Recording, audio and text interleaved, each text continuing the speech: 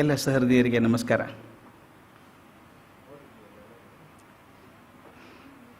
ನಾವು ಎರಡು ಮಹಾನ್ ಚೇತನಗಳ ಬದುಕಿನ ಚಿತ್ರಣವನ್ನು 5 ದಿವಸದಲ್ಲಿ ನೋಡುವಂಥ ಒಂದು ಸಾಹಸಕ್ಕೆ ಕೈ ಹಾಕಿದ್ದೇನೆ. ಒಬ್ಬೊಬ್ಬರ ಜೀವನ ಹೇಳೋದೇ 5 ದಿವಸದಲ್ಲಿ ಕಷ್ಟ. ಅಂಥದ್ದರಲ್ಲಿ 2 ಮಹಾ ಚೈತನ್ಯಗಳ ಬಗ್ಗೆ ಹೇಳಬೇಕು. ಆದರೆ ಒಂದು ಅನುಕೂಲ ಏನು ಅಂದರೆ ಎರಡೂ ಚೈತನ್ಯಗಳು ಒಂದೇ ಕಡೆ ಬಂದದ್ದು ಬಹಳ ಮುಖ್ಯ. ಮತ್ತು ಒಬ್ಬರ ಜೀವನ ಚರಿತ್ರೆ ಇನ್ನೊಬ್ಬರಿಂದ ಬೇರೆ ಮಾಡೋಕ್ಕಾಗೋದಿಲ್ಲ. ಹಾಗಿರುವಾಗ ನಾನು ವಿಚಾರ ಮಾಡಿ ಎರಡನ್ನೂ ಒಂದೇ ಸಲ ಮಾಡಬೇಕು ಅಂತ ವಿಚಾರ ಮಾಡಿದ್ದು. ನಿನ್ನೆ ದಿವಸ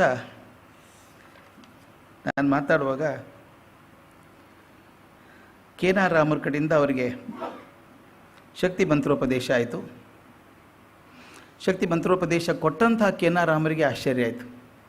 ತಾನು ಇಡೀ ಬದುಕಿನುದ್ದಕ್ಕೂ ಸಾಧಿಸಿದಂಥದ್ದನ್ನು ಈತ ಒಂದು ಸಲ ಹೇಳಿದಾಗ ಬಂದ್ಬಿಡ್ತಲ್ಲ, ಸಾಧಿಸ್ತಲ್ಲ ಹೇಗೆ ಅಂತ ಹೇಳಿ ಅದ್ಭುತ ಮತ್ತು ಆಶ್ಚರ್ಯ ಅನ್ನಿಸ್ತು. ನಿಧಾನಕ್ಕೆ ಕಾಳಿ ಪೂಜೆ ಜವಾಬ್ದಾರಿ ಕೂಡ ರಾಮಕೃಷ್ಣರಿಗೆ ಬಂತು.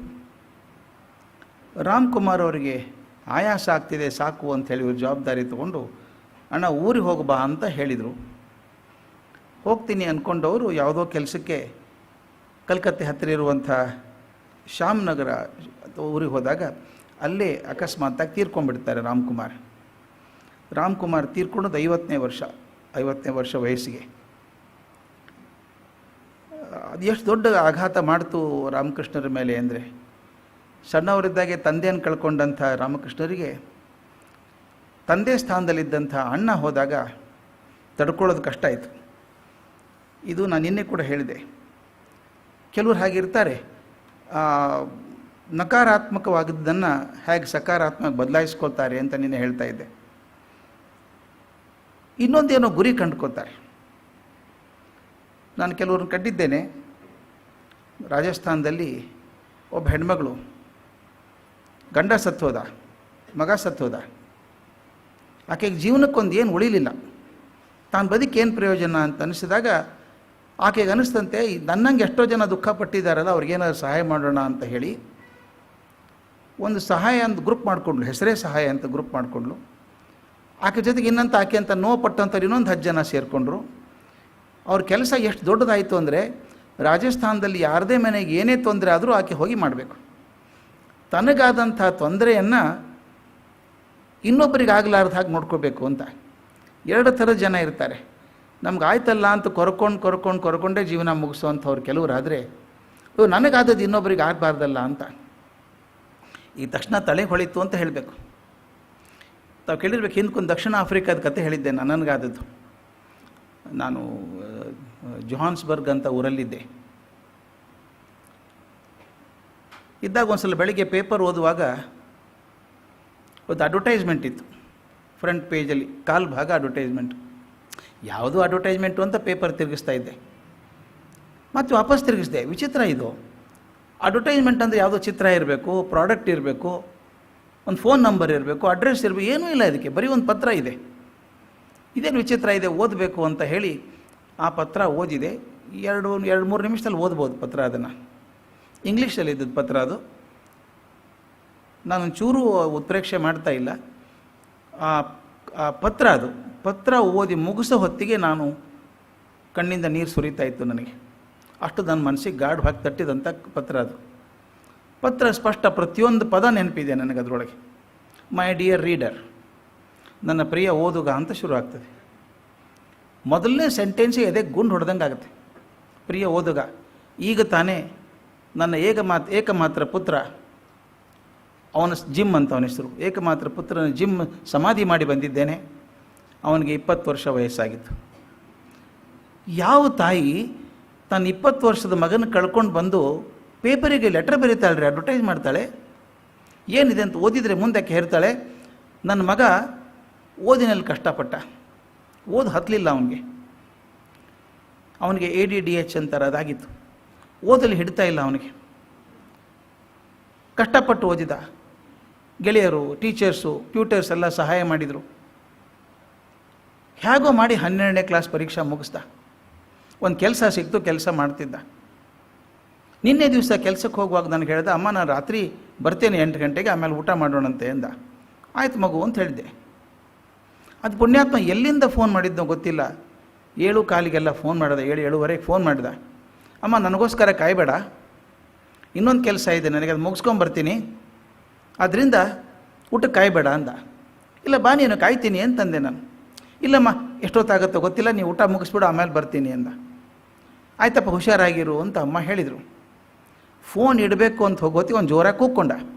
ಅಮ್ಮ ಫೋನ್ ಇಡಬೇಡ, ನಿನಗೊಂದೇನೋ ಹೇಳಬೇಕು ನಾನು. ಎಷ್ಟೋ ವರ್ಷಗಳಿಂದ ನಿನಗೆ ಹೇಳಬೇಕು ಅಂತ ಒದ್ದಾಡ್ತಾ ಇದ್ದೆ, ಯಾಕೋ ಹೇಳೋಕ್ಕಾಗಲಿಲ್ಲ. ಈಗ ಹೇಳಬೇಕು ಅನಿಸಿದೆ, ಹೇಳಿಬಿಡ್ತೀನಿ ಕೇಳಿಬಿಡು.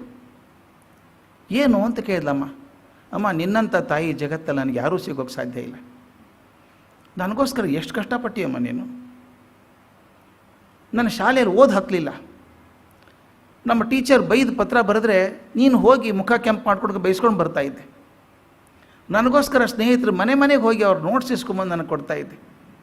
ಪರೀಕ್ಷೆಗೆ ಓದುವಾಗ ನೀನು ನಿದ್ದೆಗೆಟ್ಟು ಪಕ್ಕದಲ್ಲಿ ಕೂತ್ಕೊಂಡು ನಾನು ಆರೈಕೆ ಮಾಡ್ತಾಯಿದ್ದೆ. ಪರೀಕ್ಷೆಗೆ ಹೋದಾಗ ಹರಕೆ ಹೊತ್ಕೋತಾ ಇದ್ದೆ.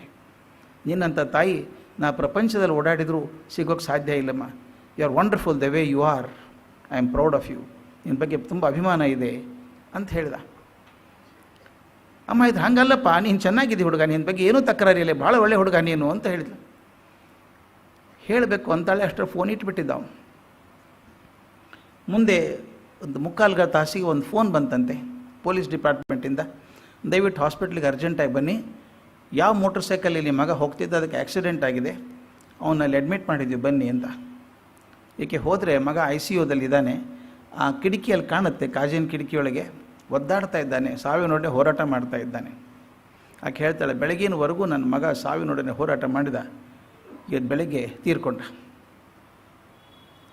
ಆಕೆ ಹೇಳ್ತಾಳೆ, ಎಷ್ಟೋ ಸಲ ನಾನು ಪ್ರಾಮಾಣಿಕವಾಗಿ ಹೇಳಬೇಕು, ಅವನ ಹೇರ್ ಸ್ಟೈಲ್ ಇಷ್ಟ ಆಗ್ತಿರಲಿಲ್ಲ, ಅವನ ಕೊಳಕು ಡ್ರೆಸ್ ಇಷ್ಟ ಆಗ್ತಿರಲಿಲ್ಲ, ಆ ರೂಮೊಳಗೆ ಜೋರಾಗಿ ರೇಡಿಯೋ ಹಾಕ್ತಿದ್ದ ಇಷ್ಟ ಆಗ್ತಿರಲಿಲ್ಲ, ಸಾಕ್ಸ್ ಎಲ್ಲ ತಂದು ಕಾಟ್ ಕೆಳಗೆ ಹಾಕೋನು ಇಷ್ಟ ಆಗ್ತಿರಲಿಲ್ಲ. ಆದರೆ ಇವತ್ತು ಅದು ಯಾವುದೂ ಅರ್ಥ ಇಲ್ಲ ಅನಿಸುತ್ತೆ, ಯಾಕಂದರೆ ಮಗನೇ ಇಲ್ಲ. ನಾನು ಯಾಕೆ ಬರೀತಿದ್ದೀನಿ ಪತ್ರ ಇದನ್ನು? ಆಕೆ ಹೇಳ್ತಾಳೆ, ನನ್ನ ಮಗ ಏನು ಹೇಳಿದ ನನಗೆ, ಅಮ್ಮ ನಿನ್ನಂಥ ತಾಯಿ ನನಗೆಲ್ಲೂ ಸಿಗೋಕ್ಕೆ ಸಾಧ್ಯ ಇಲ್ಲ ಅನ್ನಲ್ಲ, ಅದು ಒಂದು ಸಾಲು ಸಾಕು, ನನಗೆ ಬದುಕಿರೋ ತನಕ ನನ್ನ ಕಿವಿಯಲ್ಲಿ ರಿಂಗಣಗೊಳಿಸ್ತದೆ, ಧ್ವನಿ ಕೇಳಿಸ್ತಾ ಇರ್ತದೆ, ಸಾಕಷ್ಟು ಬದುಕ್ತೀನಿ ನಾನು. ಆದರೆ ನಾನು ಯಾಕೆ ಪತ್ರ ಬರೀತೀನಿ ಗೊತ್ತಾ? ನನ್ನ ಮಗನಿಗೆ ಹೇಳಬೇಕು ಅಂದರೆ ನನಗೆ ಸಮಯ ಇಲ್ಲ, ನಿಮಗೆ ಸಮಯ ಇದೆ, ದಯವಿಟ್ಟು ಹೇಳಿ. ಎಂಥ ಮಾತದು. I don't have time to tell my children, but you have the time, please tell them. ನಾಳೆ ಲೇಟ್ ಆಗಿಬಿಡ್ಬೋದು. ನಿಮ್ಮ ಜೊತೆಗಿದ್ದಂಥ ನಿಮ್ಮ ಹೆಂಡತಿಗೆ, ಮಗನಿಗೆ, ಮಗಳಿಗೆ ಯಾರಿದ್ದಾರೋ, ಮಗು ನಾ ಪ್ರೀತಿ ಮಾಡ್ತೀನಿ ನಿನ್ನ ಅಂತ ಹೇಳಬೇಕು, ಬಾಯಿ ಬಿಟ್ಟು ಹೇಳಿ, ಮುಂದೆ ಸಿಗಲಿಕ್ಕಿಲ್ಲ ಅವಕಾಶ ಅಂತ ಹೇಳಿದ್ದ. ಈ ಕಥೆಯನ್ನು ನಾನು ಬರೆದಿದ್ದೆ, ಅದು ರೇಡಿಯೋದಲ್ಲೂ ಬಂತು. ಅದು ಇದಾಗಿ ಸುಮಾರು ಒಂದು 6 ತಿಂಗಳಾಗಿರಬೇಕು. ಮಲ್ಲೇಶ್ವರಂ ಗಾಂಧಿ ಸಾಹಿತ್ಯ ಸಂಘದಲ್ಲಿ ನಾನು ಯಾವುದೋ ಲೋಕಮಾನ್ಯ ತಿಲಕರ ಬಗ್ಗೆ ಮಾತಾಡ್ತಾ ಇದ್ದೆ. ಸಣ್ಣ ಹಾಲ್, ಅದು ಇಷ್ಟು ದೊಡ್ಡ ಹಾಲ್ ಅಲ್ಲ. ಹಿಂದಿ ಬೆಂಚಲ್ಲಿ ಇಬ್ಬರು ಗಂಡ ಹೆಂಡತಿ ಕೂತಿದ್ದಾರೆ, ಒಂದೇ ಸಮ ಅಳ್ತಾ ಇದ್ದಾರೆ. ಲೋಕಮಾನ್ಯ ತಿಲಕರ ಜೀವನದಲ್ಲಿ ಅಳುವಂಥದ್ದು ಏನಿತ್ತು? ನನಗೊಂಥರ ಡಿಸ್ಟ್ರಾಕ್ಷನ್ ಆಗ್ತಾ ಇತ್ತದು. ನಾನು ತಿಲಕರ ಬಗ್ಗೆ ಮಾತಾಡ್ತಾ ಇದ್ದೀನಿ, ಅವರಿಬ್ಬರು ಅಳ್ತಾ ಇದ್ದಾರೆ. ಯಾಕೆ ಕೂತರು, ಇಲ್ಲಿ ಯಾಕೆ ಬಂದಿದ್ದಾರೆ, ಅಳ್ತಿದ್ದಾರೆ ಯಾಕೆ ಅಂತ ಎಷ್ಟೋ ಸಲ ಮಾತಾಡುವಾಗ ಗೊತ್ತಾಗುತ್ತೆ ನಿಮಗೆ. ಅಲ್ಲಿ ಡಿಸ್ಟ್ರಾಕ್ಷನ್ ಆಗ್ತಿದ್ರೆ ಫೋಕಸ್ ಮಾಡೋಕ್ಕಾಗಲ್ಲ. ನನಗೇನೋ ಒಂಥರ ಅನಿಸ್ತಾಯಿತ್ತು. ನನ್ನ ಮಾತು ಮುಗಿದ ಮೇಲೆ ಹೊರಗೆ ಬರಬೇಕಾದ್ರೆ ಸರ ಬಂದರು, ಪಟಕ್ಕೆ ನಮಸ್ಕಾರ ಮಾಡಿದರು. ಯಾರು ನೀವು, ಏನಾಗಿದೆ ಅಂತ ಕೇಳಿದೆ. ಕಾರ್ಯಕ್ರಮ ಬಂದಾಗಿನಿಂದ ನೋಡ್ತಾ ಇದ್ದೀನಿ, ಒಂದೇ ಸಮ ಅಳ್ತಾ ಇದ್ದೀರಿ ನೀವು, ಅಳೋದಕ್ಕೇನಾಯಿತು ಅಂತ. ಆ ತಾಯಿ ಹೇಳಿದರು, ಸರ್ ನಿಮ್ಮನ್ನು ನೋಡಬೇಕು ಅಂತ JP ನಗರದಿಂದ ಎಲ್ಲಿವರೆಗೆ ಬಂದಿದ್ದೀವಿ ಸರ್, ನಾವು ಪೇಪರಲ್ಲಿ ನೋಡಿದ್ವಿ, ನಿಮ್ಮ ಲೆಕ್ಚರ್ ಇದೆ ಇವತ್ತು ಅದು ಬಂದ್ವಿ ಅಂತ. ಯಾಕೆ, ಏನು ವಿಷಯ ಅಂತ ಕೇಳಿದೆ. ಮತ್ತು ಅಳ್ತಿದ್ರೆ ಯಾಕೆ ಅಂತ. ನೀವು ಹೇಳುವಾಗ ನನಗೆ ಆ ಚಿತ್ರ ಕಣ್ಮುಂದೆ ಬರ್ತಾಯಿತ್ತು, ಅದಕ್ಕೆ ಅಳ್ತಾ ಇದ್ದೆ ಸರ್. ನೀವೇನು ಬರ್ತಿದ್ರಲ್ಲ ಸೌತ್ ಆಫ್ರಿಕಾ ಘಟನೆ, ಅದು ನಮ್ಮ ಮನೆಯಲ್ಲೂ ಆಗಿದೆ ಸರ್. ಏನಾಯಿತು ಅಂತ ಕೇಳಿದೆ. ಒಬ್ಬನೇ ಮಗ ಅಂತ ಅವರಿಗೆ, ಪರೀಕ್ಷೆ PUC ಮುಗಿಸಿದ್ದಾನೆ, ಇನ್ನು CET ಎಕ್ಸಾಮ್ ಕೂತ್ಕೋಬೇಕು, ಬುದ್ಧಿವಂತ ಹುಡುಗ, ಚೆನ್ನಾಗಿ ಓದ್ತಾನೆ. ಮಧ್ಯಾಹ್ನ ಮಗ ಹೇಳಿದಂತೆ, ಅಮ್ಮ ನನ್ನ ಫ್ರೆಂಡ್ ಮನೆಗೆ ಹೋಗಿ ಬರ್ತೀನಿ, ಕೆಲವು ನೋಟ್ಸ್ ತೊಗೊಂಬರ್ಬೇಕು ಅಂದ. ಈಗ್ಯಾಕೆ ಹೋಗ್ತೀವೋ ಬಿಸಿಲಲ್ಲಿ, ಸಾಯಂಕಾಲ ಹೋಗು ಅಂದ್ರು ಅಮ್ಮ. ಇಲ್ಲ 2 ನಿಮಿಷದಲ್ಲಿ ಬಂದುಬಿಡ್ತೀನಿ ಅಂತ ಹೇಳಿದ. ಆಯಿತು ಹುಷಾರು ಅಂದರು ಅವರು. ಈ ಸಣ್ಣ ಗೇಟ್ ಇರ್ತಾವಲ್ಲ ಮನೆಗೆ, ಸಣ್ಣ ವಿಕೆಟ್ ಗೇಟ್, ಅವನು ಸೈಕಲ್ ತೊಗೊಂಡು ಹೊರಗೆ ಹೋಗಿದ್ದಾನೆ. ಹೊರಗೆ ನಿಂತ್ಕೊಂಡು ಬೋಲ್ಟ್ ಹಾಕಿದ ಗೇಟಿಂದು, ಹೊಟ್ಟೆ ಡಡ್ಡನ್ನು ಸಪ್ಪಳಾಯ್ತು. ಅಮ್ಮ ಓಡಿ ಹೋಗಿ ನೋಡಿದರೆ ಮನೆ ಮುಂದೆನೇ ಬಸ್ ಹೊಡೆದು ಬಿಟ್ಟಿದೆ ಅವನಿಗೆ. ತಾಯಿ ಕಣ್ಣು ಮುಂದೆನೇ ಮಗ ಬಸ್ ಕೆಳಗೆ ಸಿಕ್ಕಿ ಸತ್ತೋದ. ಆ ಕ್ಷಣಕ್ಕೆ ಸತ್ತೋದ ಹುಡುಗ. ಅಮ್ಮನಿಗೆ ಎಂಥ ಆಘಾತ ಅದು. ಒಬ್ಬನೇ ಮಗ ಹುಟ್ಟಿದವನು, ಒಳ್ಳೆ ಹುಡುಗ, PUC ಪರೀಕ್ಷೆ ಆಗಿದೆ, CET ತೊಗೋಬೇಕು. ಅಮ್ಮ ಅವತ್ತು ರಾತ್ರಿ ನಿದ್ರೆ ಮಾತ್ರೆ ತೊಗೊಂಬಿಟ್ರು ಸಾಯಬೇಕು ಅಂತ. ಗಂಡನಿಗೆ ಗೊತ್ತಾಗಿ ಆಸ್ಪತ್ರೆಗೆ ಅಡ್ಮಿಟ್ ಮಾಡಿದ್ರಂತೆ. ಅವ್ರೆಲ್ಲ ಸ್ಟಮಕ್ ವಾಶ್ ಮಾಡಿ ಎಲ್ಲ ಸರಿ ಮಾಡಿದರು. ಗಂಡ ಹೇಳಿದ್ರಂತೆ, ಸಾಯ್ದಿದ್ರೆ ಇಬ್ಬರು ಸಾಯೋಣ, ನೀವು ಹೋಗಿರೋ ಇರೋದೇನೋ ಅರ್ಥ ಏನೇ ಇದೆ, ಮಾತಾಡ್ಕೊಂಡ್ರಂತೆ. ಇದಾಗಿ ಒಂದು 3 ದಿವಸಕ್ಕೆ ಈ ಕಥೆ ರೇಡಿಯೋದಲ್ಲಿ ಬಂದಿತ್ತಂತೆ. ನಾ ಹೇಳಿದ್ದು ಅದು ಏನು ಪರಿವಾರ ನೋಡಿ, ಹೇಗೆ ನಕಾರಾತ್ಮಕವಾದದ್ದು ಸಕಾರಾತ್ಮಕ ಹೇಗಾಗ್ತದೆ ಅಂತ ಇಬ್ಬರು ಮಾತಾಡ್ಕೊಂಡ್ರಂತೆ. ಆ ತಾಯಿ ನೋಡು, ಮಗನ ಕಳ್ಕೊಂಡಂಥ ತಾಯಿ ಮತ್ತೊಬ್ಬರಿಗೆ ಪ್ರಯೋಜನ ಆಗಲಿ ಅಂತ ಪತ್ರ ಬರೆದ್ಲು. ನೋಡಿ, ನಿಮ್ಮ ಪ್ರೀತಿಯನ್ನು ಹಂಚಿಕೊಳ್ಳಿ, ಬಿಡಬೇಡಿ ಅಂತ ಹೇಳಿ ಉಪದೇಶಾತ್ಮಕ ಒಂದು ಪತ್ರ ಬರೆದ್ಲಲ್ಲ. ನಾವು ಹಾಗೆ ಮಾಡೋಣ. ಬದುಕಿರೋ ತನಕ 2 ದಿವಸ ಇರ್ತೀವೋ ಗೊತ್ತಿಲ್ಲ, ಇರೋ ತನಕ ಯಾರಿಗಾದ್ರೂ ನೋವು ಅದರ ಸಹಾನುಭೂತಿ ತೋರಿಸ್ಬೇಕು ಅಂತ. ಈಗ ಅವರಿಬ್ಬರು ಸೇರ್ಕೊಂಡೊಂದು ಮಾಡ್ತಿದ್ದಾರಂತೆ. ನಾನು ಬಂದು ಹೇಳೋದ್ರು, ಅದಕ್ಕೆ ಹೇಳೋಕೆ ಬಂದಿದ್ದೀವಿ ಸರ್, ನಾವು ಒಂದು 3-4 ಜನ ಹೇಗಿದ್ದೀವಿ, ಯಾರ ಮನೆಗೆ ಏನಾದರೂ ತೊಂದರೆ ಅದರಲ್ಲಿ ಹೋಗ್ತೀವಿ, ನಮ್ಮ ಕಷ್ಟ ಹೇಳ್ಕೊಂಡು ಚಿಂತೆ ಮಾಡಬೇಡಿ, ನಮಗೂ ಹೆಂಗಾಗಿತ್ತು, ನೀವು ಚೆನ್ನಾಗಿರಿ ಅಂತ ಹೇಳಿ ಅವ್ರ ಧೈರ್ಯ ತುಂಬ್ತೀವಿ ಅಂತ. ನನಗಿದು ವಿಚಿತ್ರ ಅನಿಸಲ್ವಾ? ನನಗೆ ಒಂಥರ ಪವಾಡ ಅನಿಸ್ಬಿಡುತ್ತೆ. ಅಂದರೆ ಮನಸ್ಸಿಗೆ ನಕಾರಾತ್ಮಕವಾದಾಗ ಅದನ್ನು ಎಲ್ಲೋ ಒಂದು ಕಡೆ ತಿರ್ಸ್ಕೊಂಡು ಪಾಸಿಟಿವ್ ಮಾಡ್ಕೋಬೇಕು ನಾವು, ಬೇರೆ ಹಾದಿ ಇಲ್ಲ ನಮಗೆ. ಕೊರ್ಕೊಂಡು ಕೂತ್ರೆ ಇರೋ ಆಯುಷನ್ನು ಹತ್ಕೊಂಡು ಕೊಡಬೇಕಾಗತ್ತೆ. ಅದು ಅನಿಸಿತ್ತು ನನಗೆ. ಇವ್ರು ಏನು ಮಾಡ್ತಾರೆ ಗೊತ್ತಾ, ರಾಮಕೃಷ್ಣರು, ಅಣ್ಣ ಹೋದ, ಅಣ್ಣ ಇರೋ ತನಕ ಒಂದು ಛತ್ರ ಇದ್ದಂಗಿತ್ತು, ಮೇಲೆ ರಕ್ಷಣೆ ಛತ್ರ ಇದ್ದಂಗಿತ್ತು. ಈಗ ಬೇಡ, ನನ್ನ ಜೀವನದ ಗುರಿ ಒಂದೇ ಒಂದಿನ, ಇನ್ಯಾವುದೂ ಇಲ್ಲ, ಜಗನ್ಮಾತೆ ನೋಡಬೇಕು. ಆ ಜಗನ್ಮಾತೆ ನೋಡಬೇಕು ಅಂತ ಅನ್ನುವಂಥ ಆ ಉನ್ಮತ್ತತೆ ಏನು ಬಂತು, ಈ ಜೀವನಕ್ಕೆ ಒಂದೇ ಗುರಿ, ಏನು ಬೇರೆ ಯಾವ ಗುರಿ ಇಲ್ಲ, ಅದನ್ನು ನೋಡಬೇಕು. ಹೀಗೆ ಹೋಗ್ತಿರ್ಬೇಕಾದ್ರೆ ಅವ್ರ ಆರೋಗ್ಯ ಎಷ್ಟು ಕೆಡ್ತಾ ಇತ್ತು ಅಂದರೆ, ಆ ಹೃದಯ ರಾಮನಿಗೆ ಆಶ್ಚರ್ಯ, ಗಾಬರಿ. ಇದೇನು ಮನೋರೋಗನೋ ಭಕ್ತಿನೋ ಒಂದೂ ಗೊತ್ತಾಗಲ್ಲ. ಮನೋರೋಗನೇ ಇರಬೇಕು ಅಂತ ಕೆಲವರು ಅಂದರು, ಹುಚ್ಚಾಗಿರಬೇಕು ಅಂತಂದರು ಕೆಲವರು. ಒಂದೊಂದು ಸಲ ಹೇಳಿದ್ನಲ್ಲ, ರಾತ್ರಿ ನೀನು ಹೇಳ್ತಾ ಇದ್ದೆ ಅದನ್ನು, ರಾತ್ರಿ ಮೇಲೆ ಎದ್ದು ನೋಡ್ತಾನೆ ಹೃದಯ ರಾಮಕೃಷ್ಣ ಇಲ್ಲ ಪಕ್ಕದಲ್ಲಿ. ಎಲ್ಲಿ ಹೋದರು? ಅರ್ಧ ತಾಸು ಕಾದ, ಬರಲಿಲ್ಲ. ಬೆಳಗಿನ 3 ಗಂಟೆ ಹೊತ್ತಿಗೆ ಮತ್ತೆ ಬಂದರು. ಎಲ್ಲಿ ಹೋಗಿದ್ರಿ? ಏನು ಗೊತ್ತಿಲ್ಲ, ಸುಮ್ಮನೆ ಕೂತ್ಕೋ ಅಂತ ಹೇಳಿದರು. ದಿನಾಲು ಹೀಗಾಗೋಕ್ಕೆ ಶುರು ಆಯಿತು. ಒಂದು ದಿವಸ ಅವ್ರ ಬೆನ್ನು ಹತ್ತಿ ಹೋದ. ಅಲ್ಲಿ ಪಂಚವಟಿ ಅಂತ ಒಂದು ಕ್ಷೇತ್ರ, ಅದು ಮೊದಲು ದಟ್ಟ ಕಾಡಿದ್ದಂಗಿದೆ, ಮರಗಳಿದ್ದಾವೆ, ತೆಗ್ಗುದಿನ ಜಾಗ, ಸ್ಮಶಾನ ಬೇರೆ, ಅಲ್ಲಿ ಯಾರೂ ಹೋಗಲ್ಲ. ಹಗಲೊತ್ತಿಗೆ ಹೋಗಿ ಹೆದರ್ತಿದ್ರು ಜನ, ಇನ್ನು ರಾತ್ರಿ ಯಾರು ಹೋಗ್ತಿದ್ದಾರೋ, ಇವರೊಬ್ಬರೇ ಹೋಗಿದ್ದಾರೆ. ಒಂದು ದಿವಸ ಹೋಗಿ ನೋಡ್ತಾನೆ, ಅಲ್ಲೊಂದು ನೆಲ್ಲಿಕಾಯಿ ಗಿಡ ಇದೆ. ನೆಲ್ಲಿಕಾಯಿ ಗಿಡದ ಕೆಳಗೆ ಕೂತಿದ್ದಾರೆ, ಧ್ಯಾನ ಮಾಡ್ತಾ ಕೂತಿದ್ದಾರೆ. ಇವ್ರು ಕಲ್ಲೆಸದ ಮರಳೆಸದ, ಅವ್ರು ಏನು ತಿರುಗಿ ನೋಡಲಿಲ್ಲ. ಇವನಿಗೂ ಭಯ ಆಯಿತು, ಇದೇನೋ ಬೇರೆ ಕಾಣುತ್ತೆ ಇದು ಅಂತ. ಮನೆಗೆ ಬಂದ. ಮರುದಿನ ಮಾತ್ರ ಈ ಸಲ ಗಟ್ಟಿ ಧೈರ್ಯ ಮಾಡಿ ನೋಡೋಣ ಅಂತ ಹೋಗಿ ನೋಡ್ತಾನೆ, ರಾಮಕೃಷ್ಣರು ಆ ಗಿಡದ ಕೆಳಗೆ ಕೂತಿದ್ದಾರೆ, ಧ್ಯಾನ ಮಾಡ್ತಾರೆ. ಮೈ ಮೇಲೆ ಒಂದು ಚೂರು ಬಟ್ಟೆ ಇಲ್ಲ, ಜನಿವಾರ ಕೂಡ ಇಲ್ಲ. ಇವನಿಗೆ ಗಾಬರಿ ಆಯಿತು. ಧ್ಯಾನ ಮಾಡೋದು ಈ ರೀತಿಗೆ ಧ್ಯಾನ ಮಾಡೋದಾ, ಇದೇನಪ್ಪ ಹಣೆ ಬರ ಇದು ಅಂತ ಹೋಗಿ ಅಲುಗಾಡಿಸೋದೆ, ಎಚ್ಚರ ಇಲ್ಲ. ಎಷ್ಟೊತ್ತಿನ ಮೇಲೆ ಅಲ್ಲೇ ಮುಂದೆ ಕೂತ್ಕೊಂಡ. ಎಚ್ಚರಾಗಿ ನೋಡ್ತಾರೆ, ರಾಮಕೃಷ್ಣ ಎದ್ರು. ಮಾಮ ಏನು ಮಾಡ್ತಿದ್ದೆ ನೀನು ಅಂತ ಕೇಳ್ದವನು. ಮಾವ ಆಗ್ಬೇಕಲ್ಲ. ಮಾವ ಏನು ಮಾಡ್ತಿದ್ದೆ ನೀನು, ಹುಚ್ಚರಂಗೆ ಹಿಂಗೆ ಯಾಕೆ ಕೂತಿದ್ಯಾ ನೀನು ಅಂತ ಕೇಳ್ದ. ಅವ್ರಿಗೇನು ಆತಂಕ ಇಲ್ಲ, ನೀನಿರು ಅಂದರು. ನಿಧಾನಕ್ಕೆ ಬಟ್ಟೆ ಹಾಕ್ಕೊಂಡ್ರು. ಆಮೇಲೆ ಹೇಳಿದರು, ನೋಡೋ, ನಿನಗಿದು ಅರ್ಥ ಆಗೋದಿಲ್ಲ ಹೃದಯ. ಧ್ಯಾನ ಮಾಡುವಾಗ ನಾನು ಎಲ್ಲ ಬಂಧನಗಳಿಂದ ಮುಕ್ತನಾಗಬೇಕು. ಹುಟ್ಟಿನಾಗಿನಿಂದಾನೇ ಮನುಷ್ಯನಿಗೆ ದ್ವೇಷ, ಭಯ, ಲಜ್ಜೆ, ಕುಲ, ಶೀಲ, ಮಾನ, ಜಾತಿ ಮತ್ತು ಅಭಿಮಾನ ಅನ್ನುವಂಥ 8 ಪಾಶಗಳಿದ್ದಾವೆ. ಈ 8 ಪಾಶಗಳು ನಮ್ಮನ್ನು ಹಾಕಿ ಎಳಿತಾವೆ, ಮೇಲೆ ಹೋಗೋದಕ್ಕೆ ಬಿಡಲ್ಲ ನಿಮ್ಮನ್ನು. ಎಲ್ಲಿವರೆಗೂ ಆ ಪಾಶಗಳು ನಮ್ಮನ್ನು ಕಟ್ಟಿ ಹಾಕ್ತಾವೋ ನಾನು ಬಂಧನದಿಂದ ಮುಕ್ತ ಆಗೋಕ್ಕೆ ಸಾಧ್ಯ ಇಲ್ಲ. ಈ ಜನಿವಾರ ಇದೆಯಲ್ಲ, ಇದು ಒಂದು ಪಾಶನೇ. ಯಾಕಂದರೆ ಅದು ನೋಡಿದಾಗಲೆಲ್ಲ ನಾನು ಬ್ರಾಹ್ಮಣ, ಉಚ್ಚ ಕುಲದವನು ಅಂತ ಅಹಂಕಾರ ಬರೆಸ್ತಾ ಇದೆ. ಆದ್ದರಿಂದ ಈ ಜನಿವಾರ ಕೂಡ ಬೇಡ ಅಂತ ತೆಗೆದು ಹಾಕ್ಬಿಟ್ಟಿದ್ದೀನಿ. ಇದು ಅಹಂಕಾರದ ಮೂಲ. ಜಗನ್ಮಾತೆಯನ್ನು ನೋಡಬೇಕು ಅಂದವನು ಯಾವನೂ ಈ ಎಲ್ಲ ಪಾಶಗಳನ್ನು ಕಡ್ಕೊಳ್ಳೋದು ಹೊರತು ಅಲ್ಲಿ ಮೇಲೆ ಹೋಗೋಕ್ಕಾಗಲ್ಲ. ಎಷ್ಟು ಚೆಂದ ನೋಡಿ. ಒಂದು ಬಲೂನ್ ಮೇಲೆ ಹಾರಬೇಕು ಅಂತಂದರೆ, ಗಾಳಿಪಟ ಮೇಲೆ ಹಾರಬೇಕು ಅಂದರೆ ಸೂತ್ರ ಕಡ್ಕೊಂಡೇ ಹೋಗಬೇಕು. ಸೂತ್ರ ಮತ್ತೊಬ್ಬರ ಕೈಯಲ್ಲಿ ಇರೋ ತನಕ ಅದು ಒಂದು ಮಟ್ಟಕ್ಕೆ ಹಾರುತ್ತೆ, ಮುಂದೆ ಹಾರೋಕ್ಕೆ ಸಾಧ್ಯವೇ ಇಲ್ಲ. ಅದು ಕಟ್ಕೊಂಡು ಹೋಗಬೇಕು ಅಂತಾರೆ. ಆ ಹೃದಯ ರಾಮ ಗಾಬರಿ ಆದ. ಹೀಗೂ ಉಂಟಾ? ಈ ಮಾವನ ತರ್ಕ ಅವನಿಗೆ ಅರ್ಥವೇ ಆಗಲ್ಲ. ಅವನ ಸ್ವಭಾವನೇ ಬೇರೆ ಅಲ್ವಾ. ಮಾವನ ತರ್ಕನೇ ಅರ್ಥ ಆಗಲ್ಲ. ಇದೇನು ಹುಚ್ಚುತನ ಇದು ಅಂತ. ದಿನ ಕಳೆದ ಹಾಗೆ ಅವ್ರ ನಡೆ ನುಡಿ ತುಂಬ ವಿಚಿತ್ರ ಆಗ್ತಾಯಿತ್ತು. ಪೂಜೆ ಮಾಡೋಕ್ಕೆ ಕೂತ್ಕೋಬೇಕು. ಆ ಪೂಜೆ ಮಾಡೋದಂದು ವಿಶೇಷ. ವಿಗ್ರಹದ ಮುಂದೆ ಕೂತ್ಕೊಂಡ್ಬಿಟ್ರೆ ಇಷ್ಟೊತ್ತೇ ಕೂತ್ಕೋತಾರೆ ಅಂತೇನಿಲ್ಲ. 2 ತಾಸು ಸುಮ್ಮನೆ ಕೂತ್ಕೊಂಡ್ಬಿಡೋದು ಹಾಗೇನೆ, ಮಾತೆಲ್ಲ ಕಥೆಯಲ್ಲ ಕೂತ್ಕೊಂಡ್ಬಿಡೋದು ಹಾಗೇನೆ. ನೈವೇದ್ಯ ಮಾಡ್ತಾ ಇದ್ದರೆ ಆ ದೇವಿ ಊಟ ಮಾಡ್ತಾಳೆ ಅನ್ನೋ ಹಾಗೆ ಮುಂದೆ ಕೂತ್ಕೊಂಡು ಇದು ಹಾಕ್ಲಾ ಮಾತಾಡೋದು ಹಾಗೆ ಒಂಥರ ತನ್ಮಯತೆ ಬಂದ್ಬಿಡುತ್ತೆ.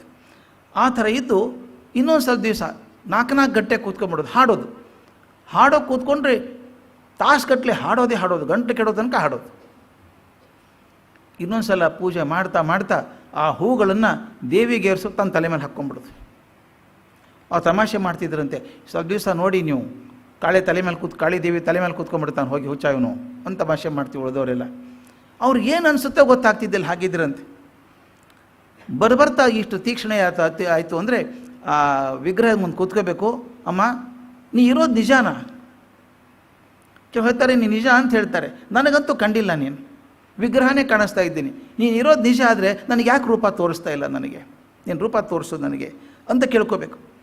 ಅಥವಾ ನೀನು ಹೇಳೋದೆಲ್ಲ ಬರೀ ಕಲ್ಪನೆನಾ ನಂದು ಅಂತ. ಒಂದು ದಿವಸ ಹೋಗ್ಬಿಟ್ರೆ ಮರು ದಿವಸ ಜೋರಾಗಿ ಅಳೋದು, ಬಿಡೋದು ಜೋರಾಗಿ. ಒಂದು ದಿವಸ ಕಳೆದು ಹೋಯ್ತು ನನ್ನ ಜೀವನದಲ್ಲಿ, ಅದು ಜೀವನ ವ್ಯರ್ಥ ಆಯಿತು, ಒಂದು ದಿವಸ ಹೋಯ್ತು ನಂದು ಅಂತ ಹೇಳಿ ತಮ್ಮ ತಲೆ ಕೂದಲಿಂದ ನೆಲ ಉಜ್ಜಬೇಕು. ವಿಚಿತ್ರ ಅನಿಸಲ್ವಾ? ಉನ್ಮಾದ ಅನಿಸ್ಬಿಡಲ್ವಾ? ಇದು ಆ ಥರದ ಭಕ್ತಿ ಅದು. ಇದು ನೋಡ್ತಾ ಇದ್ರೆ ಎಲ್ಲರೂ ಅಂದ್ರಂತೆ ಇದು ಯಾಕೋ ತೀರಾ ಕೆಟ್ಟು ಹೋಯ್ತು, ಭಟ್ಟಾಚಾರ್ಯ ಅಂತ ಕರೀತಾರೆ ಆ ಪೂಜಾ ಅರ್ಚಕರನ್ನ. ಭಟ್ಟಾಚಾರ್ಯರಿಗೆ ಹುಚ್ಚು ಹಿಡಿದು ಬಿಟ್ಟಿದೆ, ಇನ್ನು ಸ್ವಲ್ಪ ದಿವಸ ಇದ್ದರೆ ಈತ ಕಾಳಿ ವಿಗ್ರಹ ಒಡೆದು ಹಾಕಿದ್ನೇ ಇವನು. ಆ ಥರ ಇದ್ದಾನೆ. ದಕ್ಷಿಣ ಏನು ಮಾಡ್ತಾನೆ ಹೇಳೋಕ್ಕೆ ಬರಲ್ಲ ಇವನು, ಪ್ರೆಡಿಕ್ಟೇ ಮಾಡೋಕ್ಕೆ ಸಾಧ್ಯ ಇಲ್ಲ. ನೈವೇದ್ಯ ಮಾಡೋಕ್ಕೆ ಕೂತ್ಕೊಂಡ್ಬಿಡೋದು 3-4 ತಾಸು. ಅವ್ರು ಉಳಿದವ್ರಿಗೆ ಭಾಳ ಫಜಿತಿ. ಒಂದು ಟೈಮ್ ಅಂತ ಇರುತ್ತಲ್ಲ ಪೂಜೆಗೆ, ಟೈಮ್ ಅಂತ ಫಿಕ್ಸ್ ಮಾಡೋಕ್ಕೆ ಸಾಧ್ಯ ಇಲ್ಲ. ಮಥುರಾನಾಥನ ಹೋಗಿ ಹೇಳಿದ್ರಂತೆ ಉಳಿದವರೆಲ್ಲ ಅರ್ಚಕರು ಉಳಿದವರೆಲ್ಲ ಹೋಗಿ, ಇದು ಯಾಕೋ ಸ್ವಲ್ಪ ಸರಿ ಆಗ್ತಾ ಇಲ್ಲ, ಬದಲಾಯಿಸ್ತೀರಿ ನೋಡಿ ಇವ್ರನ್ನ ಅಂತ. ಆತ ಬಂದು ನೋಡ್ದ, ಇವರು ತನ್ಮಯತೆಯನ್ನು ನೋಡಿದ. ಅವನು ಹೇಳ್ದ, ಅವ್ರು ಹಾಡಿದ ಭಕ್ತಿಯನ್ನು ಕೇಳಿದ, ಕೃತಾರ್ಥ ಭಾವ ಬಂತ ಅವನಿಗೆ. ಹೋಗಿ ತಮ್ಮ ರಾಣಿ ರಾಸಮಣಿಗೆ ಹೇಳಿದ, ನಾವೇನು ಪುಣ್ಯ ಮಾಡಿದ್ವೋ ಗೊತ್ತಿಲ್ಲ, ನಮಗೆ ಅದ್ಭುತವಾದ ಅರ್ಚಕ ಸಿಕ್ಕಿದ್ದಾನೆ.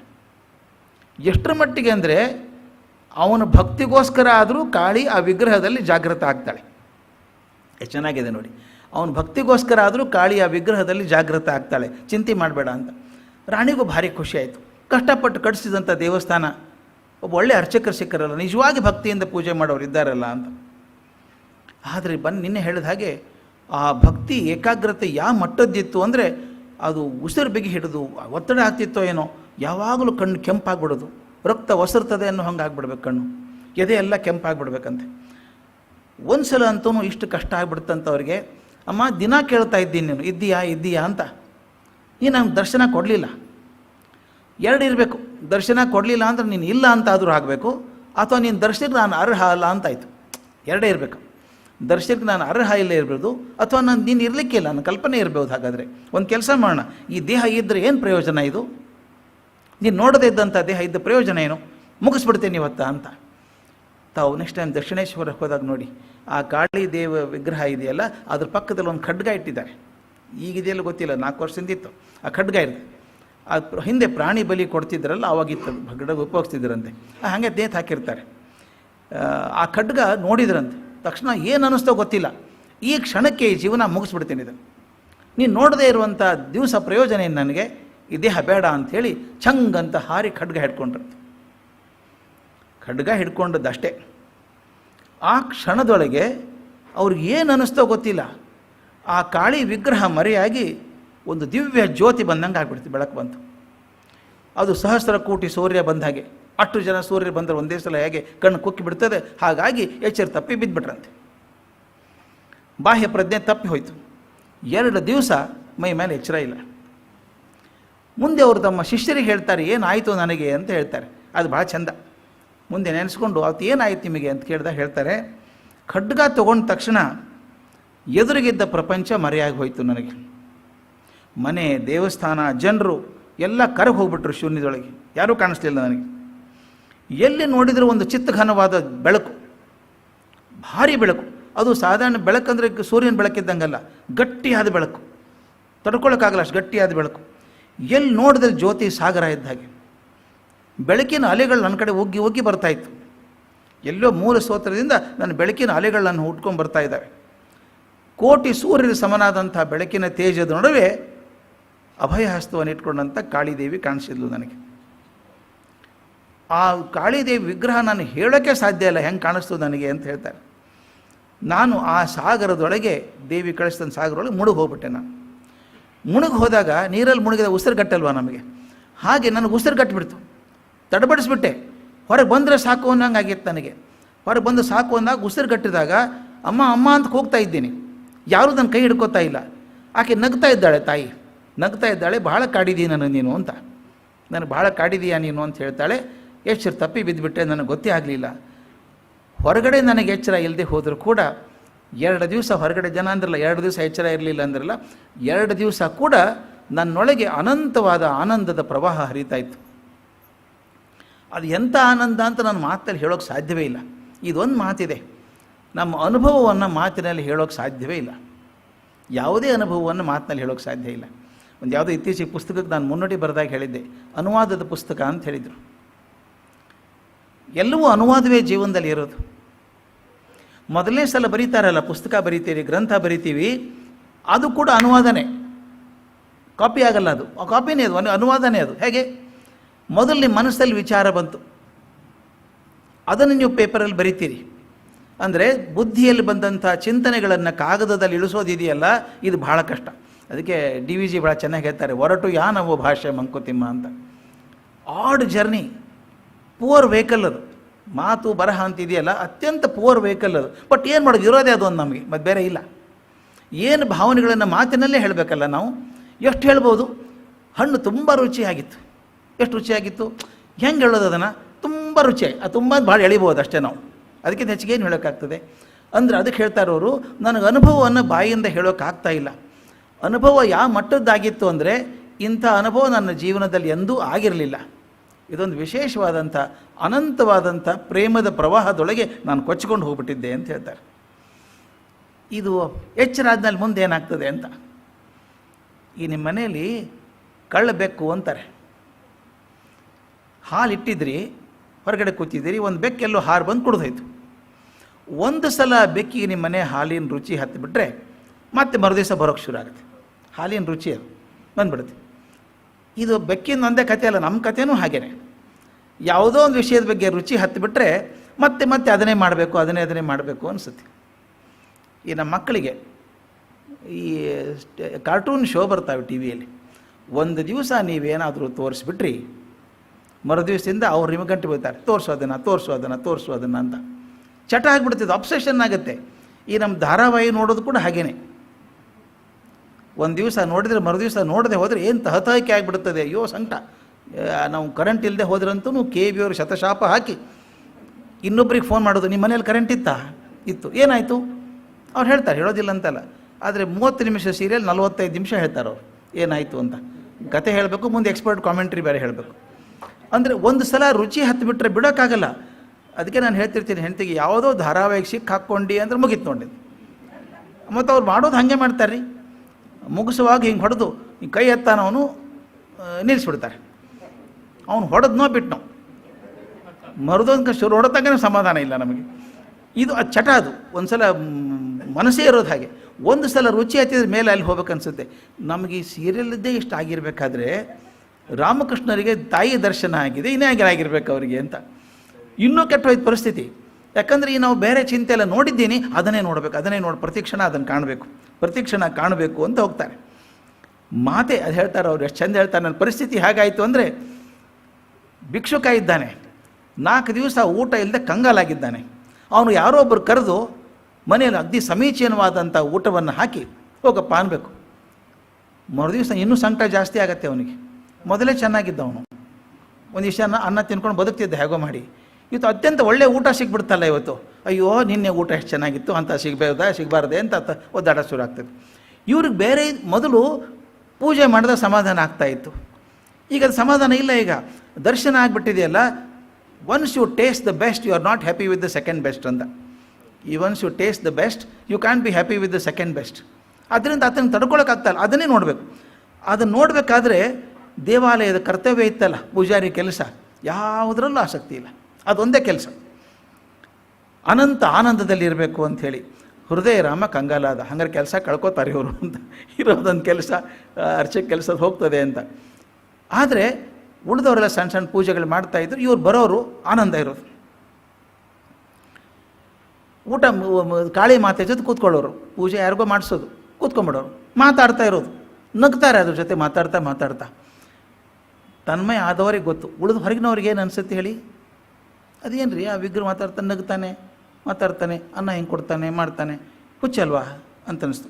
ದೇವಸ್ಥಾನದಾಗೆ ಉಳಿದ ಅರ್ಚಕರಿಗೆಲ್ಲ ಖಾತ್ರಿ ಆಯಿತು, ಭಟ್ಟಾಚಾರ್ಯರಿಗೆ ಪೂರ್ತಿ ಹುಚ್ಚು ಹಿಡಿದಿದೆ, ಈಗ ಇನ್ನು ರಿಪೇರಿ ಆಗೋ ಸಾಧ್ಯ ಇಲ್ಲ ಅನ್ನಿಸ್ತು. ಇಲ್ಲ ಅಂದರೆ ದೆವ್ವ ಬಂದಿರಬೇಕು ಮೈಯೊಳಗೆ. ಆಗಿನ ಕಾಲದಲ್ಲಿ ತುಂಬ ಅಂದರೆ ದೆವ್ವಗಳು ಜಾಸ್ತಿ ಇರಲಿಲ್ಲ, ಈಗೂ ಇಲ್ಲ. ಆದರೆ ಅವು ಬಂದಂಗೆ ಅವಾಗ ಭೂತ ಪ್ರೇತಗಳ ಹೆದರಿಕೆ ಭಾಳ ಇತ್ತು. ಹುಚ್ಚಾದರೂ ಹಿಡಿದಿರಬೇಕು, ದೆವ್ವ ಆದರೆ ಬಂದಿರಬೇಕು. ಬಾಯಿಯಿಂದ ಬಾಯಿಗೆ ಹಬ್ಬಿಬಿಡ್ತು ಸುದ್ದಿ, ಪೂರ ಕೆಟ್ಟು ಹೋಗಿದೆ ಅರ್ಚಕರದು ಅಂತ. ಮಥುರಾನಾಥ ಬಂದ, ನೋಡಿದ, ಮರೆಯಾಗಿ ನಿಂತ್ಕೊಂಡು ನೋಡಿದ. ಎಲ್ಲರೂ ಖಾತ್ರಿ ಇತ್ತು, ಇವತ್ತು ಮಥುರಾನಾಥ ಅವನ ಕೆಲಸದಿಂದ ತೆಗಿತಾರೆ ಅಂತ. ಆದರೆ ವಿಚಿತ್ರ, ಮಥುರಾನಾಥ ನೋಡಿಬಿಟ್ಟು ದೂರಿಂದಾನೆ ನಮಸ್ಕಾರ ಮಾಡಿ, ತಾಯಿಗೆ ಅರ್ಚಕರು ಇಬ್ಬರು ನಮಸ್ಕಾರ ಮಾಡಿ, ದೇವರೇ ಪಾರು ಮಾಡಿದೆಪ್ಪ, ಒಳ್ಳೆ ಅರ್ಚಕನ ಕೊಟ್ಟಿದ್ದೀರಿ ಅಂತ ಹೋಗ್ಬಿಟ್ಟ. ಉಳಿದವ್ರು ಸಂಕಟ ಆಯಿತು, ಎವಿಡೆನ್ಸ್ ತೋರಿಸ್ತಾರೆ, ಅವರು ಸಾಕ್ಷಿ ತೋರಿಸ್ತಾರೆ, ಇವ್ನು ನೋಡಿ ಹಿಂಗೆ ಕೂತಿದ್ದಾನೆ ಅಂತ. ಆದರೂ ಶಿಕ್ಷೆ ಕೊಡಲಿಲ್ಲ. ಮುಂದೆ ಹೋಗಿ ತಾನು ರಾಣಿ ರಾಸಮಣಿಗೆ ಹೇಳಿದ, ಯಾವ ಪ್ರವಾಹದಲ್ಲಿ, ಭಕ್ತಿ ಪ್ರವಾಹದಲ್ಲಿ ಕೊಚ್ಕೊಂಡು ಹೋಗ್ಬಿಟ್ಟಿದ್ದಾರೆ ಅರ್ಚಕರು, ಆ ತನ್ಮಯತೆಯಿಂದ ಪೂಜೆ ಮಾಡ್ತಾರೆ, ಅದು ನೋಡ್ಬೇಕು ನೀನು ಅಂತ ರಾಸಮಣಿಗೆ ಹೇಳಿದ. ನೋಡ್ತೀನಿ ಬಂದ್ಲಾಕೆ ಒಂದು ದಿವಸ. ರಾಣಿ ರಾಸಮಣಿ ದಕ್ಷಿಣೇಶ್ವರಕ್ಕೆ ಬಂದಳು, ಗಂಗಾ ನದಿಯಲ್ಲಿ ಸ್ನಾನ ಮಾಡಿ ಆ ಭವತಾರಿಣಿ ದೇವಸ್ಥಾನ ಒಳಗೆ ಬಂದಳು. ಒಳಗೆ ಬರುವಾಗ ಅಲಂಕಾರ ಅರ್ಚನೆ ಎಲ್ಲ ಮುಗಿದು ಹೋಗಿತ್ತು ಪೂಜೆದು. ಆಕೆನೇ ಕಟ್ಟಿದವಳಲ್ಲ, ಯಜಮಾಂತಿ ಆಕೆನೇ. ಆ ಗರ್ಭಗುಡಿಗೆ ಬಂದು ನಮಸ್ಕಾರ ಮಾಡಿದ್ಲು, ಕೂತ್ಕೊಂಡ, ದೇವರ ಮುಂದೆ ಕೂತ್ಕೊಂಡ್ರು. ಆಕೆ ಪ್ರತಿ ಸಲ ಬಂದಾಗ ಒಂದೇನು ಹವ್ಯಾಸ ಅಂದರೆ, ಬಂದ ತಕ್ಷಣ ಈ ಪೂಜಾರಿಗೆ ಹಾಡು ಅಂತ ಹೇಳಬೇಕು. ಇವ್ರು ಹಾಡು ಕೇಳೋಕೆ ಭಾಳ ಇಷ್ಟ ಆಕೆ.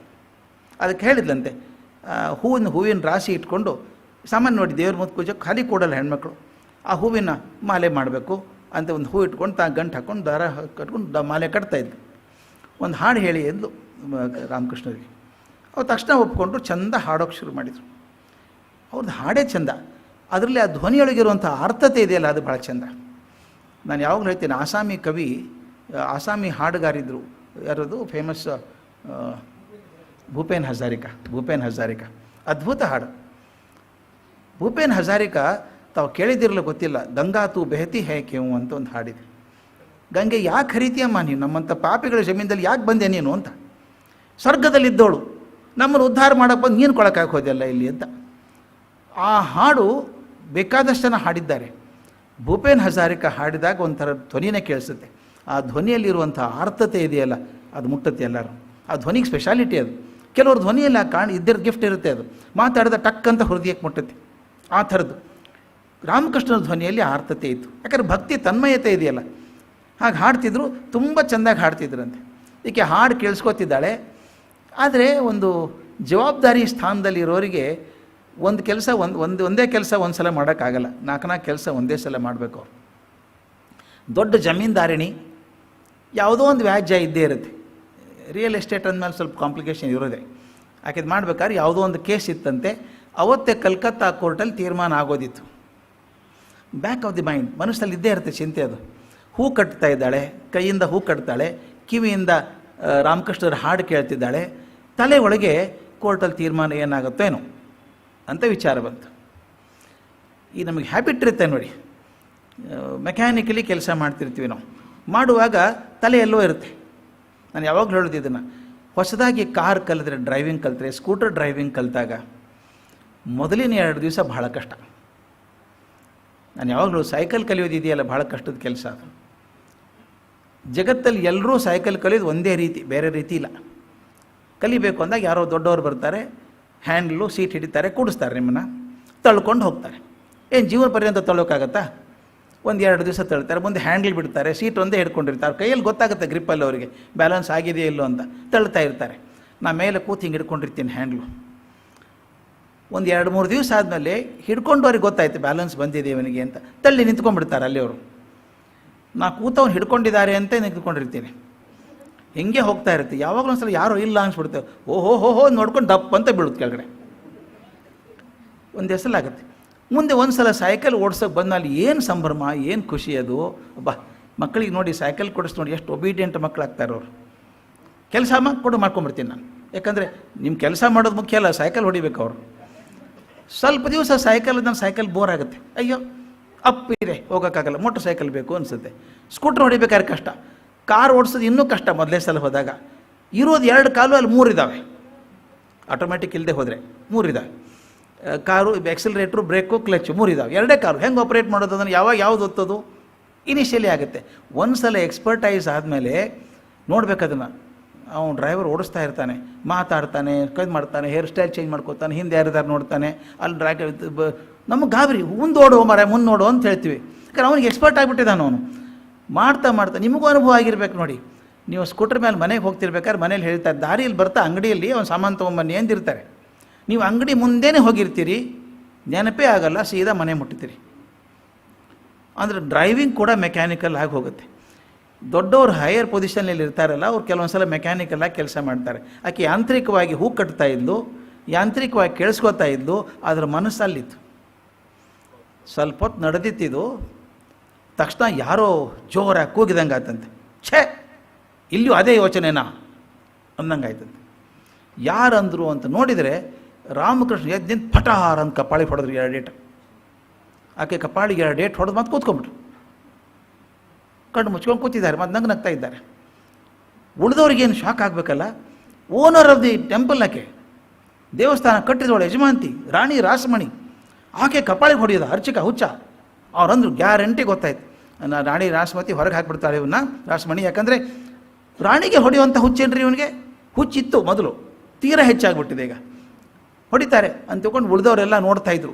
ಕೆಲವರು ದ್ವಾರಪಾಲಕರು ಇರ್ತಾರಲ್ಲ, ದ್ವಾರಪಾಲಕರು, ಚೌಕಿದಾರರು ಎಲ್ಲರೂ ಓಡಿ ಬಂದರು. ಆ ಹುಚ್ಚಿನ ಹಿಡ್ಕೋಬೇಕು, ಅವನ್ನ ಹಿಡ್ಕೊಂಡು ಶಿಕ್ಷೆ ಕೊಡಬೇಕು ಅವನಿಗೆ ಅಂತ ಓಡಿ ಬಂದರು. ಒಂದು ಕ್ಷಣ ಶಾಕ್ ಆಗಿಬಿಡ್ತು ರಾಸಮಣಿಗೆ. ಯಾರಾದರೂ ಕೆನ್ನೆ ಹೊಡೆದ್ರೆ ಅಷ್ಟೇ ಶಾಕ್ ಆಗಲ್ವಾ? ಅದು ಎಲ್ಲೋ ವಿಚಾರ ಮಾಡ್ತಿದ್ದಾಳೆ. ಶಾಕ್ ಆದಾಗ ನೀಕೋರಾತು. ಯಾರು ಹೊಡೆದು ನೋಡ್ತಾಳೆ, ಮುಂದೆ ರಾಮಕೃಷ್ಣ ಕೂತಿದ್ದಾರೆ, ಕಣ್ಣು ಮುಚ್ಕೊಂಡಿದ್ದಾರೆ, ನಗ್ತಾ ಇದ್ದಾರೆ, ಹಾಡ್ತಿದ್ದಾರೆ ಹಾಗೇನೆ. ಆಕೆ ಗೊತ್ತಾಯ್ತು ಹೊಡೆದಿದ್ದೀವ್ರೆ.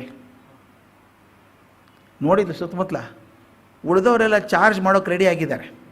ರಾಣಿ ರಾಸಮಣಿ ಸ್ವಲ್ಪ ಹಿಂಗೆ ಕಣ್ಣು ಮಾಡಿದ್ರು ಸಾಕು, ಹಿಡ್ಕೊಂಡು ಹೊಡ್ಕೊಂಡು ಹೋಗ್ತಿದ್ರು ಇವ್ರನ್ನೆಲ್ಲ ಹೊರಗಡೆ. ಆಕೆ ತಕ್ಷಣ ಗೊತ್ತಾಯಿತು, ಏನು ಮಾಡ್ತಾರಪ್ಪ, ಏನಾದರೂ ಮಾಡಿಬಿಟ್ಟಾರೆ ಇವರು ಅಂತ ಹೇಳಿ ತಕ್ಷಣ ಗಂಭೀರವಾದ ಧ್ವನಿಯಲ್ಲಿ ಹೇಳಿದ್ಲಂತೆ, ಯಾರೂ ಭಟ್ಟಾಚಾರ್ಯನ ಮುಟ್ಟಬೇಡಿ, ಅವ್ರು ಮಾಡಿ ಸರಿಯಾಗಿದೆ, ನೀವೆಲ್ಲ ಹೋಗಿ ಅಂತ ಹೇಳಿದ್ಲಂತೆ. ಆಕೆಗೆ ಆಶ್ಚರ್ಯ ಆದದ್ದೇನು ಅಂದರೆ, ನನ್ನ ತಲೆಯಲ್ಲಿ ಕೋರ್ಟಿನ ವಿಚಾರ ಇದೆ ಅಂತ ಅವ್ರಿಗೆ ಹೆಂಗೆ ಗೊತ್ತಾಯಿತು ಅಂತ. ಎಷ್ಟು ಚೆನ್ನಾಗಿದೆ ನೋಡಿ ಇದು. ನಾನು ತಪ್ಪು ಮಾಡಿದ್ದು, ತಪ್ಪು ನಾನು ಮಾಡಿದ್ದೇನೆ. ಅವ್ರು ನಾನೇ ಹೇಳಿದ್ದು, ಕಾಳಿ ಸನ್ನಿಧಾನದಲ್ಲಿ ಕೂತಿದ್ದೇನೆ, ಜಗನ್ಮಾತೆ ಸನ್ನಿಧಾನದಲ್ಲಿ ಕೂತಿದ್ದೇನೆ, ಭಕ್ತಿ ಹಾಡುಗಳನ್ನು ಕೇಳ್ತಾ ಇದ್ದೇನೆ, ತಾಯಿಗೋಸ್ಕರ ಮಾಲೆ ಮಾಡ್ತಾ ಇದ್ದೇನೆ. ನನ್ನ ಮನಸ್ಸಿಲ್ಲಿಲ್ಲ, ಮನಸ್ಸಲ್ಲಿ ಕೋರ್ಟಲ್ಲಿದೆ. ಈ ದೈವ ಸನ್ನಿಧಾನದಲ್ಲಿದ್ದಾಗಲೂ ಕೂಡ ನನ್ನ ಲೌಕಿಕ ಚಿಂತೆ ಬಿಡಲಿಲ್ಲಲ್ಲ ನನ್ನ. ಅದಕ್ಕೆ ತಾಯಿ ಸರಿಯಾಗಿ ಶಿಕ್ಷೆ ಕೊಟ್ಟಿದ್ದಾಳೆ ನನಗೆ, ಅವರ ಮೂಲಕ ಕೊಟ್ಟಿದ್ದಾಳೆ. ತಾಯಿ ತಾನಾಗೆ ಬಂದು ಹೊಡೆಯಲ್ಲ, ಅರ್ಚಕರ ಮೂಲಕ ಹೊಡೆಸಿದ್ದಾಳೆ, ಸರಿ ಆಯ್ತು ನನಗೆ ಅಂತಂತೆ. ಆದರೆ ಆಕೆಗೆ ಆಶ್ಚರ್ಯ ಆದದ್ದು, ಹಾಗಾದರೆ ಈತ ಸಾಮಾನ್ಯ ಪೂಜಾರಿ ಅಲ್ಲ, ಆತ ದೇವರನ್ನು ಅರ್ಥ ಮಾಡ್ಕೊಂಡಿದ್ದಾನೆ, ನನ್ನೂ ಅರ್ಥ ಮಾಡ್ಕೊಂಡಿದ್ದಾನೆ.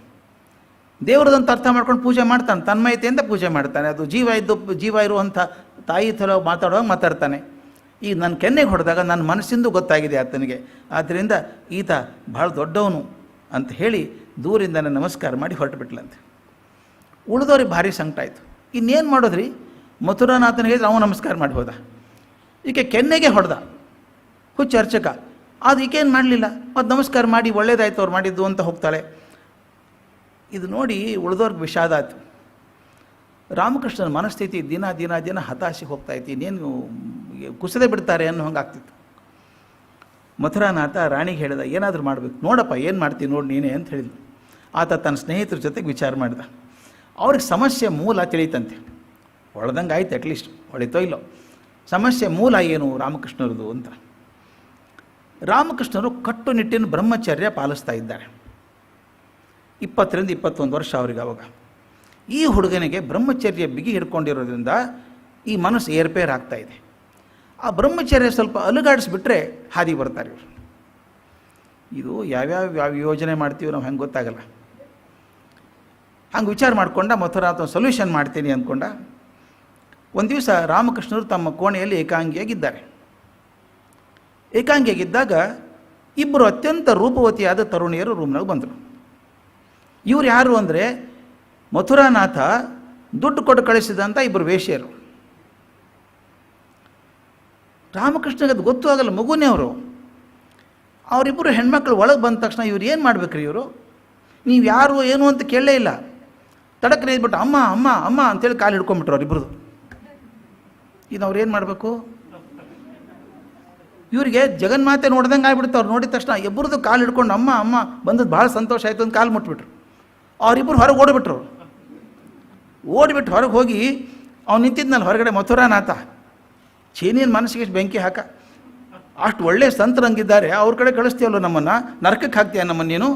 ನಾವು ವೈಶ್ಯರು ಇರ್ಬೋದು, ಆದರೆ ಇಂಥ ಮನುಷ್ಯರ ಜೊತೆ ಕೆಟ್ಟ ಕೆಲಸ ಮಾಡೋಕ್ಕೆ ಸಾಧ್ಯ ಇಲ್ಲ, ನಾವು ನಿನಗೆ ನಾಚಿಕೆ ಬರಬೇಕು ಅಂತ ಬೈದು ಹೋಗ್ಬಿಟ್ರು.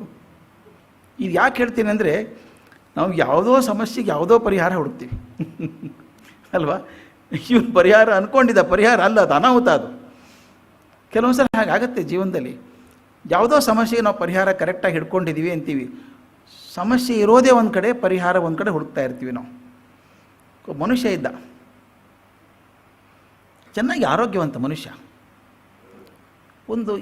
ಇತ್ತೀಚೆಗೆ ಒಂದು 2-3 ತಿಂಗಳಿಂದ ಅವನಿಗೆ ಉಸಿರುಗಟ್ಟದಂಗೆ ಆಗೋದು, ಉಸಿರಾಡಿಸ್ಬೇಕಾದ್ರೆ ಕಷ್ಟ ಅನಿಸೋದು. ಡಾಕ್ಟ್ರ್ ಕಡೆ ಹೋದ, ಒಂದಿಷ್ಟು ಔಷಧಿ ಕೊಟ್ಟರು, ಏನೋ ಕೊಟ್ಟರು. ಒಂದು 4 ದಿವಸ ಸರಿ ಮತ್ತೆ ರೋಗ ಬರೋದು, ಉಸಿರುಗಟ್ಟದಂಗೆ ಆಗೋದು, ಎದೆ ಬಡಿತ ಜಾಸ್ತಿ ಆಗೋದು, ಕಿವಿಯಲ್ಲಿ ಗುಯ್ ಅಂತ ಸಪ್ಪಳ ಬರಬೇಕು. ಎಲ್ಲ ಡಾಕ್ಟ್ರಿಗೆ ತೋರಿಸಿದವ್ರು ಹೇಳಿದ್ರು, ಇಲ್ಲಪ್ಪ ಏನೋ ಪ್ರಾಬ್ಲಮ್ ಇದೆ ನಿಂತಿದ್ದು ಅಂತ ಹೇಳಿದರು. ಏನು ಪ್ರಾಬ್ಲಮ್ ಅಂತ ಯಾರೂ ಹೇಳ್ತಾ ಇಲ್ಲ. ಔಷಧಿ ತೊಗೋತಾನೆ, ಒಂದು ದಿವಸ ಕಮ್ಮಿ ಆಗುತ್ತೆ, ಮರುದಿವಸ ಮತ್ತೆ ಜಾಸ್ತಿ ಆಗುತ್ತೆ. ಅವನು ಓಡಾಟ ಕಮ್ಮಿ ಮಾಡಿಬಿಟ್ಟ, ಇನ್ನು ಹೋಗೋದು ಬೇಡ, ಅಕಸ್ಮಾತ್ ಏನಾದರೂ ಆಗಿಬಿಟ್ರೆ ಅಂತ ಕೂತ್ಕೊಂಡ ಮನೇಲಿ. ಒಂದು ದಿವಸ ತುಂಬ ಜಾಸ್ತಿ ಆಯ್ತು ಅದು. ಮತ್ತೊಬ್ಬ ಡಾಕ್ಟ್ರ್ ಕಡೆ ಹೋದ, ಸ್ಪೆಷಲಿಸ್ಟ್, ಸೂಪರ್ ಸ್ಪೆಷಲಿಸ್ಟ್ ಅವರು. ಅವರೆಲ್ಲ ಚೆಕ್ ಮಾಡಿ ಹೇಳಿದ್ರಂತೆ, ನೋಡಪ್ಪ ಇದು 10 ಲಕ್ಷ ಜನದಲ್ಲಿ ಒಬ್ಬರಿಗೆ ಬರುವಂಥ ರೋಗ. ಇವನೇನು ಸಂತೋಷ ಪಡಬೇಕೋ ದುಃಖ ಪಡಬೇಕೋ? 10 ಲಕ್ಷದಲ್ಲಿ ನಾನೊಬ್ಬ ಸ್ಪೆಷಲ್ ಇದೀನಲ್ಲ ಅಂತ ದುಃಖ ಪಡಬೇಕೋ, ನನಗೇ ಬಂತ ಇದು ಒಂದು ದುಃಖ ಪಡಬೇಕೋ, ಏನಿದು ಅಂತ ಕೇಳಿ. ಇಲ್ಲ, ಇದೊಂದು ವಿಚಿತ್ರ ಒಂದು ಉದ್ದ ಹೆಸರು ಹೇಳಿಬಿಟ್ರಿ, ಯಾವುದೋ ಒಂದು ರೋಗಕ್ಕೆ ಹೆಸರು ಹೇಳಬೇಕಲ್ಲ, ಯಾವುದೋ ಒಂದು ಹೇಳಿದರು. ಇದು ಹೀಗಾಗಿ ನಿಮ್ಮ ಲಂಗ್ಸ್ ಎಲ್ಲ ತುಂಬ ಇದಾಗ್ಬಿಟ್ಟಿದೆ, ಈ ನಿಮ್ಮ ಬದುಕೋದೇನು ಭಾಳ ಅಂದರೆ 3 ತಿಂಗಳು, ಅದಕ್ಕಿಂತ ಜಾಸ್ತಿ ಬದುಕೋಕ್ಕಾಗಲ್ಲ, ನಿಮ್ಮ ಬಿಲ್ ಎಲ್ಲ ಮಾಡಿಬಿಡಿ, ಏನು ವ್ಯವಸ್ಥೆ ಮಾಡಿ ಚೆನ್ನಾಗಿದ್ಬಿಡಿ, 3 ತಿಂಗಳು ಎಲ್ಲಿ ಹೋಗಬೇಡಿ ಅಂದರು. ಇವನು ಭಾಳ ದುಃಖ ಆಯಿತು. ಚೆನ್ನಾಗೇ ಇದ್ದೆ ನಾನು, ಏಕಾಏಕಿ ಹಿಂಗೆ ಏನಾಯ್ತು ನಂದಿದ್ದು, ಉಸಿರುಗಟ್ಟು ಹಾಗೆ, ಹೆಂಗೂ ಸಾಯ್ತೀನಿ, ಸಂತೋಷವಾಗಿದ್ದು ಸಾಯೋಣ 3 ತಿಂಗಳಲ್ಲಿ ಅಂತ ಹೋದ. ಆವಾಗೆಲ್ಲ ರೆಡಿಮೇಡ್ ಡ್ರೆಸ್ ಅಲ್ಲ, ಟೇಲರ್ ಕಡೆ ಹೊಲಿಸ್ಬೇಕು ಡ್ರೆಸ್ ಎಲ್ಲ. ಇವ್ನು ಹೋಗಿ ಏನು ಮಾಡ್ದ, ಬದುಕೋ 3 ತಿಂಗಳು ಚೆನ್ನಾಗಿ ಬದುಕೋಣ ಅಂತ ಅಂಗಡಿಗೆ ಹೋಗಿ 10 ಶರ್ಟು 10 ಪ್ಯಾಂಟ್ ಆಗೋಷ್ಟು ಡ್ರೆಸ್ ತೊಗೊಂಡ, ಹೊಸದು ಹೊಲಿಸ್ಬೋಣ. ಟೇಲರ್ ಕಡೆ ಹೋದ.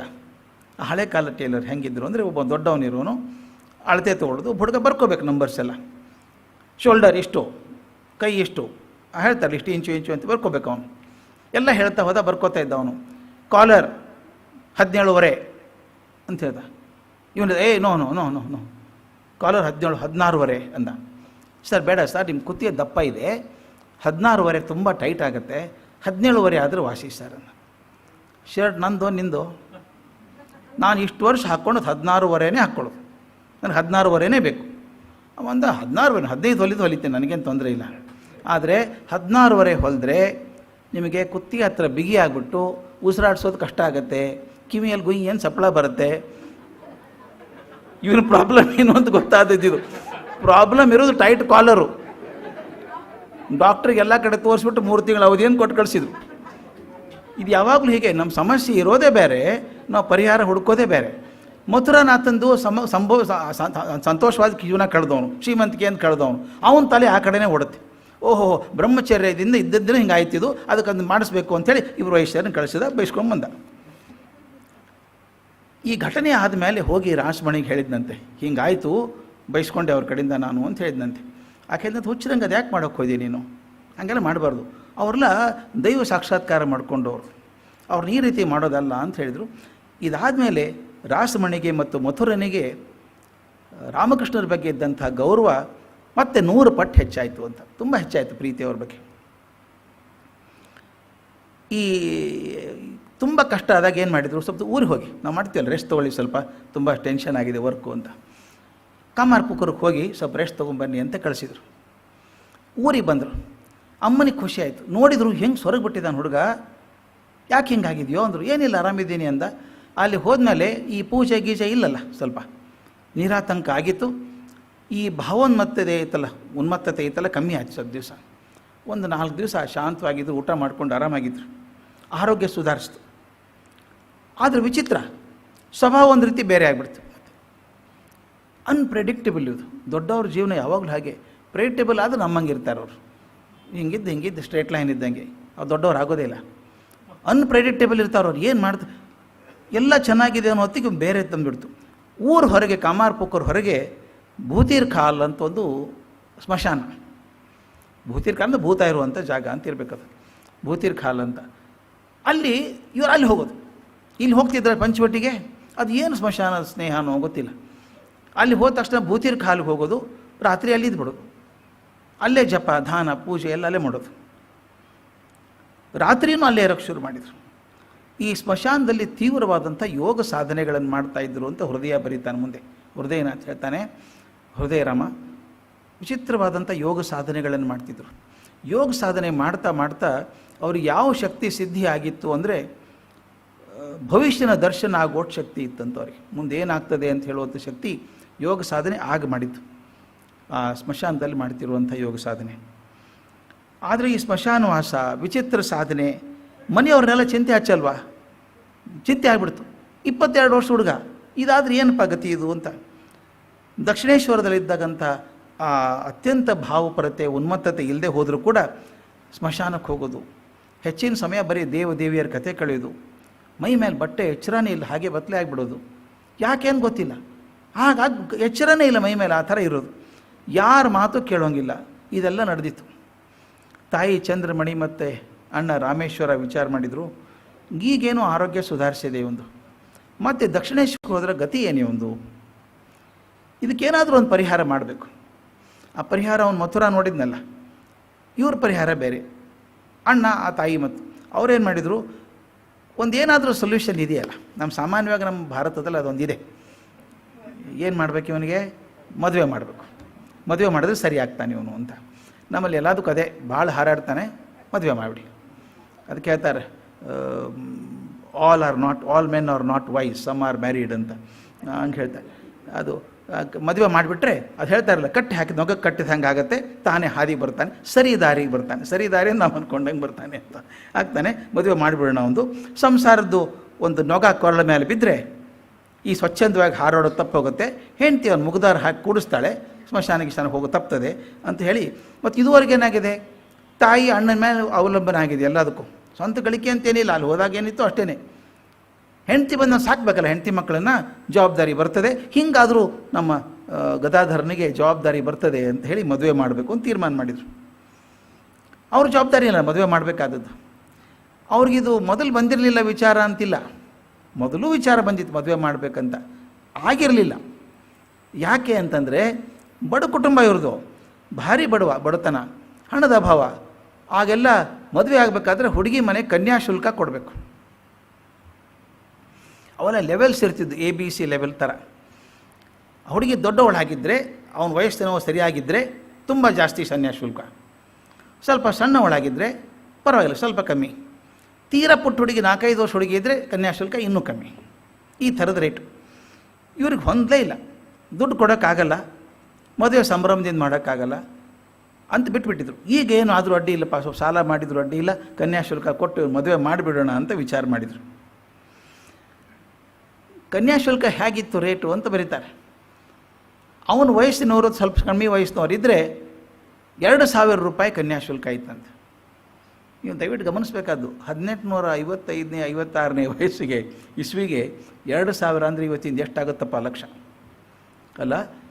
100 ವರ್ಷದ ಹಿಂದೆ, 150 ವರ್ಷದ ಹಿಂದೆ, 150 ವರ್ಷದಿಂದ 2,000 ರೂಪಾಯಿ ಅಂದ್ರೆ ಅದೇನು ಅಸಾಧ್ಯ ಅಮೌಂಟ್ ಅದು. ಸ್ವಲ್ಪ ಅಷ್ಟು ಶಿಕ್ಷಣ ಇಲ್ಲ, ಅಡ್ಡಿ ಇಲ್ಲ ಅಂತ ಅನ್ನೋದು 1,000 ರೂಪಾಯಿ. ತೀರಾ ಅಡ್ಡಿ ಇಲ್ಲ ಸಣ್ಣ ಹುಡುಗಿ ಅಂದರೆ 500 ರೂಪಾಯಿ, 500ರಿಂದ 1000 ಕೊಡಬೇಕಾಗ್ತಿತ್ತು. ಅದಕ್ಕೆ ಇವ್ರು ಅಂದ್ರಂತೆ, ಒಂದು ಪುಟ್ಟ ಹುಡುಗಿನೇ ನೋಡಿಬಿಡೋಣ, ಕನ್ಯಾಶುಲ್ಕ ಕಮ್ಮಿ ಆಗುತ್ತೆ, ಅದರಿಂದ ಹುಡುಗಿ ನೋಡಿ ಮದುವೆ ಮಾಡೋಣ ಅಂದರು. ಒಂದು ಹೆದರಿಕೆನೂ ಇತ್ತು ಅವರಿಗೆ, ನಾವೇನೋ ಹುಡುಗಿ ನೋಡಿಬಿಡ್ತೀವಿ, ಇವ್ನು ಮದುವೆ ಆಗಲ್ಲ ಅಂದ್ಬಿಟ್ರೆ, ಇವ್ನು ಲಕ್ಷಣ ನೋಡಿ ಒಂದು ಹೆಂಗಿದೆ, ಸ್ಮಶಾನದಲ್ಲಿ ಇರೋದು, ಬರೀ ದೇವಿಯರ ಪೂಜೆ ಮಂತ್ರ ಇದರಲ್ಲೇ ಇರ್ತಾನೆ, ನಾನು ಮದುವೆ ಆಗೋಲ್ಲ ಅಂದ್ಬಿಟ್ರೆ ಏನು ಮಾಡೋದು ಅಂಥೇಳಿ ಅವನು ಗೊತ್ತಾಗದ ಹಾಗೆ ಹುಡುಗಿ ಹುಡ್ಕೋಣ ಅಂತ ಶುರು ಮಾಡಿದರು. ಅಣ್ಣ ಮತ್ತು ತಾಯಿ ಅಲ್ಲೆಲ್ಲಿ ದಿನ ಹೋಗೋರು ಹುಡ್ಕೊಂಬರೋರು ಏನೋ ಹುಡುಕ್ತಾಯಿದ್ರು. ಒಂದು ದಿವಸ ರಾಮಕೃಷ್ಣರೇ ಕೇಳಿದ್ರಂತೆ, ಅಮ್ಮ ಮನೆಯಲ್ಲಿ ಏನೋ ಕಾರ್ಯ ಮಾಡೋಂಗೆ ಕಾಣ್ತದೆ, ತುಂಬ ಓಡಾಡ್ತಾ ಇದ್ದೀರಿ, ಏನಾದರೂ ವಿಶೇಷ ಉಂಟಾ ಏನಾದರೂ ಅಂತ ಕೇಳಿದ್ರಂತೆ. ಇನ್ನು ಮುಚ್ಚಿಟ್ಟು ಫಲ ಇಲ್ಲ ಅಂತ ತಾಯಿ ಹೇಳಿದ್ರಂತೆ, ಗದಾಯಿ ನಿನಗೆ ಮದುವೆ ಮಾಡಬೇಕು ಅಂತ ತೀರ್ಮಾನ ಮಾಡಿದ್ದೀವಪ್ಪ ನಾವು, ಅದಕ್ಕೆ ಒಳ್ಳೆ ಹುಡುಗಿನ ಹುಡುಕ್ತಾ ಇದ್ದೀವಿ, ಒಳ್ಳೆ ಹುಡುಗಿ ಸಿಕ್ಕಿದ ತಕ್ಷಣ ನೀನು ಮದುವೆ ಮಾಡಿಬಿಡ್ತೀವಿ, ಆಗಬಹುದಾ ಅಂತ ಕೇಳಿದರು. ಅವ್ರ ಮನಸ್ಸಲ್ಲಿ ಏನಿತ್ತು, ಮದುವೆ ಬೇಡ, ನನಗೆ ಮದುವೆ ಬೇಡ, ಮದುವೆ ಆಗೋದೇ ಇಲ್ಲ ನಾನು ಅಂತಾರೆ ಅಂದ್ಕೊಂಡಿದ್ರು. ಅದೇ ಅನ್ಪ್ರೆಡಿಕ್ಟೇಬಲ್ ಅಂತ ಹೇಳಿದ್ನಲ್ಲ, ಮತ್ತೆ ಹೌದಾ ಮಾಡಿ ಮಾಡಿ ಮಾಡಿ. ಅವ್ರಿಗೆ ಆಶ್ಚರ್ಯ. ಅವ್ರು ಹೇಳ್ತಾರೆ, ಮನೆಯೊಳಗೆ ಹಬ್ಬದ ಸಂಭ್ರಮ ಕೇಳಿದ್ರೆ ಹೆಂಗಿರುತ್ತೆ ಹಂಗೆ ಸಂಭ್ರಮ ಆಗ್ಬಿಡುತ್ತೆ ಅಂತ. ಹೌದಾ ಮಾಡಿ ಮಾಡಿ ಚೆನ್ನಾಗಿ ನೋಡಿ ಅಂತ ಹೇಳಿದ್ರಂತೆ. ಇವರಿಗೆ ವಿಚಿತ್ರ, ಒಮ್ಮೆ ಒಪ್ಕೊಂಡ್ಬಿಡ್ತಾನಲ್ಲ ಮದುವೆಗೆ ನಂಬಿರಲಿಲ್ಲ ಇವರು. ಮದುವೆಗೆ ಒಪ್ಕೊಳ್ಳೋದಷ್ಟೇ ಅಲ್ಲ, ಸಂಭ್ರಮ ತೋರಿಸ್ಬಿಟ್ಟ. ಇವತ್ತು ಯಾರು ನೋಡೋಕೆ ಹೋಗ್ತೀರಿ, ಎಲ್ಲಿ ಹೋಗ್ತೀರಿ, ಹಿಂಗಲ್ಲ.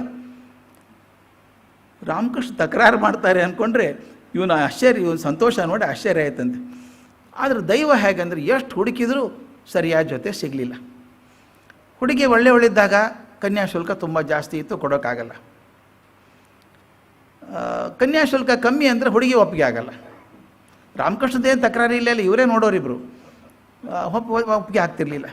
ಕನಿಗೇನು ಮಾಡೋದು, ಹುಡುಗಿ ಸಿಗದೆ ಹೋದರೆ ಹುಡುಗನ ಮಾಡೋದೇನು, 23 ವರ್ಷ ದೊಡ್ಡ ವಯಸ್ಸು ಆವಾಗ ಹುಡುಗರಿಗೆಲ್ಲ 23 ವರ್ಷದ ಮದುವೆ ಆಗಿಲ್ಲ, ಇನ್ನೇನು ಮಾಡೋದು ಅಂತ ಚಿಂತೆ ಮಾಡ್ತಾಯಿದ್ರಂತೆ. ಇವ್ರನ್ನ ಗಮನಿಸ್ತಾ ಇದ್ದರು ರಾಮಕೃಷ್ಣರು. ಒಂದು ಸಲ ತಾಯಿನ ಕೇಳಿದ್ರಂತೆ, ಏನು ಆತಂಕದಲ್ಲಿ ಇರೋಂಗಿದೆ ನೀವು, ಏನು ಚಿಂತೆ ನಿಮಗೆ ಅಂತ ಕೇಳಿದ್ರಂತೆ. ಚಿಂತೆ ನೀನು ಮದುವೆ ಅದೋ ಮಾರಾಯ, ಯಾಕಂದ್ರೆ ಎಷ್ಟು ಹುಡುಕ್ತೀವಿ ಒಂದೂ ಸಿಗ್ತಾ ಇಲ್ಲ, ನಮ್ಮ ಹುಡುಗಿ ಸಿಗ್ತಾ ಇಲ್ಲ, ಎಷ್ಟು ಕಡೆ ಹುಡುಕ್ತೀವಪ್ಪ, ಕನ್ಯಾಶುಲ್ಕ ಆದರೂ ಹೊಂದಲ್ಲ, ಹುಡುಗಿ ಆದರೂ ಹೊಂದಲ್ಲ, ಏನು ಮಾಡ್ಬೇಕು ನಾವು ತಿಳಿತಾ ಇಲ್ಲ, ನೀನು ಮದುವೆ ಆಗ್ತದೋ ಇಲ್ಲೋ ಚಿಂತೆ ಆಗಿಬಿಟ್ಟಿದೆ ಅಂದ್ರಂತೆ. ಹೌದಾ ಅಂದರು. ಒಂದು ನಿಮಿಷ ಕಣ್ಣು ಮುಚ್ಕೊಂಡು ಭಾವಾವಿಷ್ಟರಾದರು. ಒಂದ್ಸಲ ತಕ್ಷಣ ಭಾವಾವಿಷ್ಟರಾದರು. 1-2 ನಿಮಿಷ ಭಾವಾವಿಷ್ಟರಾಗಿ ಮತ್ತೆ ನಾರ್ಮಲಿಗೆ ಬಂದು, ಅಮ್ಮ ಒಂದು ಮಾತು ಹೇಳ್ತೀನಿ ಕೇಳು, ಅಲ್ಲಿ ಇಲ್ಲಿ ಸುಮ್ಮನೆ ಹುಡ್ಕೋತ ಅಡ್ಡಾಡಬೇಡಿ, ನೀವು ಹುಡುಕ್ಲಿಕ್ಕೆ ಹೋಗಲೇಬೇಡಿ. ಇಲ್ಲಿ ಜಯರಾಮ್ ಭಾಟಿ ಅಂತ ಒಂದು ಊರಿದೆ, ಜಯರಾಮ್ ಭಾಟಿಗೆ ಹೋಗಿ ಅಲ್ಲಿ ಒಬ್ಬರು ಕಾಯ್ತಿದ್ದಾರೆ, ರಾಮಚಂದ್ರ ಮುಖರ್ಜಿ ಅಂತಿದ್ದಾರೆ, ಅವ್ರ ಮನೆಗೆ ಹೋಗಿ, ಅವ್ರ ಮನೆಯಲ್ಲಿ ಒಬ್ಬ ಹುಡುಗಿ ನನಗಾಗಿ ಸಿದ್ಧವಾಗಿ ಕೂತಿದ್ದಾಳೆ, ಹೋಗಿ ಯಾಕೆ ಕಡೆ ಅಂತ ಹೇಳಿದ್ರಂತೆ. ಇವ್ರಿಗೆ ಆಶ್ಚರ್ಯ, ಏನು ಮನೆ ಅಡ್ರೆಸ್ ನೋಡ್ಕೊಂಬಂದವ್ರಂಗೆ ಹೇಳ್ತಾನೆ. ಜಯರಾಮ್ ಭಾಟಿಗೆ ಹೋಗಿ ಅವ್ರ ಮನೇಲಿ ಹುಡುಗಿದ್ದಾಳೆ, ನನಗೋಸ್ಕರ ಕಾದಿದ್ದಾಳೆ ಅಂತ ಹೇಳೋದು ಇವ್ರಿಗೆ ಆಶ್ಚರ್ಯ. ಕಲ್ಕತ್ತೆಯಿಂದ 60 ಮೈಲ್ ದೂರದಲ್ಲಿರುವಂಥ ಬಾಂಕೂರ್ ಅಂತ ಒಂದು ಜಿಲ್ಲೆ, ಆ ಬಾಂಕೂರ್ ಜಿಲ್ಲೆ ತುದಿಗಿರುವಂಥದ್ದು ಜಯರಾಮ್ ಭಾಟಿ ಅಂತ ಸಣ್ಣ ಹಳ್ಳಿ, ತೀರಾ ಸಣ್ಣ ಹಳ್ಳಿ, ಕಗ್ಗಾಡು ಅಂತೀವಲ್ಲ ಆ ಥರ ಪ್ರಕೃತಿ ಮಡಲಲ್ಲಿ ಗುಡ್ಡದ ನಡುವೆ ಇರುವಂಥ ಊರು. ಅಲ್ಲಿರೋದು 2 ಬ್ರಾಹ್ಮಣ ಕುಟುಂಬಗಳು, ಒಂದು ಮುಖರ್ಜಿ ಒಂದು ಬ್ಯಾನರ್ಜಿ, ಇರೋದು 2. ಆ ಮುಖರ್ಜಿ ಮಂತನದೊಳಗೆ 3 ಜನ ಸಹೋದರರಿದ್ದರು, ರಾಮಚಂದ್ರ, ಈಶ್ವರಚಂದ್ರ, ನೀಲಮಾಧವ ಅಂತ 3 ಜನ ಅಣ್ಣ ತಮ್ಮಂದರು, ಜೊತೆಗೆ ಇರೋರೆಲ್ಲರೂ. ಈ ರಾಮಚಂದ್ರ ಮುಖರ್ಜಿ ಹೆಂಡತಿ ಹೆಸರು ಶ್ಯಾಮಸುಂದರಿ ದೇವಿ ಅಂತ. ರಾಮಚಂದ್ರ ಮುಖರ್ಜಿ ಹೆಂಡತಿ ಶ್ಯಾಮಸುಂದರಿ ದೇವಿ ಅಂತ. ಬಡತನ ಅಂದರೆ ಅಜಿತ್ರ ಬಡತನ, ಅವ್ರದ್ದು ವಿಪರೀತ ಬಡತನ. ಎಲ್ಲೋ ಒಂದು ಸ್ವಲ್ಪ ಜಮೀನು, ಇವ್ರ ಜಮೀನು ಉಳೋರಲ್ಲ, ರೈತ ಕೊಡಬೇಕು ಸ್ವಲ್ಪ ಇವರಿಗೆ, ಅದೆಷ್ಟು ಬರ್ತಿತ್ತು.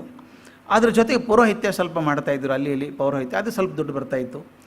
ತಲಾಂತರದಿಂದ ಇವರು ಜನಿವಾರ ಮಾಡೋ ಮನೆತನ ಅಂತ, ಜನಿವಾರ ತಯಾರು ಮಾಡುವಂಥ ಮನೆತನ, ಊರಿಗೆಲ್ಲ ಮಾಡಿ ಕೊಡಬೇಕು. ಅದು ಎಷ್ಟು ಬರುತ್ತೆ ದುಡ್ಡು ಅದರೊಳಗೆ ಜೀವನ ಸಾಗಬೇಕು. ಆದರೆ ಒಂದು ಅಂದರೆ ಅವರು ತೃಪ್ತಿಯಿಂದ ಬದುಕಿದವರು. ಇದು ಭಾಳ ಮುಖ್ಯ ಹೇಳೋದು, ನಾವು ಒತ್ತಿ ಹೇಳಬೇಕು ಇದನ್ನು. ದುಡ್ಡಿಂದ ತೃಪ್ತಿ ಬರ್ತದೆ ಅಂತಿಲ್ಲ, ತೃಪ್ತಿ ಇದ್ದರೆ ದುಡ್ಡು ಎಷ್ಟು ಕಮ್ಮಿ ಇದ್ದರೂ ಸಾಕಾಗತ್ತೆ. ಕೆಲವು ನೋಡಿದ್ದೇವೆ ನಾವು, ಕೋಟಿಗಟ್ಟಲೆ ಇದ್ದರೂ ನರಳೋ ತಪ್ಪಲ್ಲ.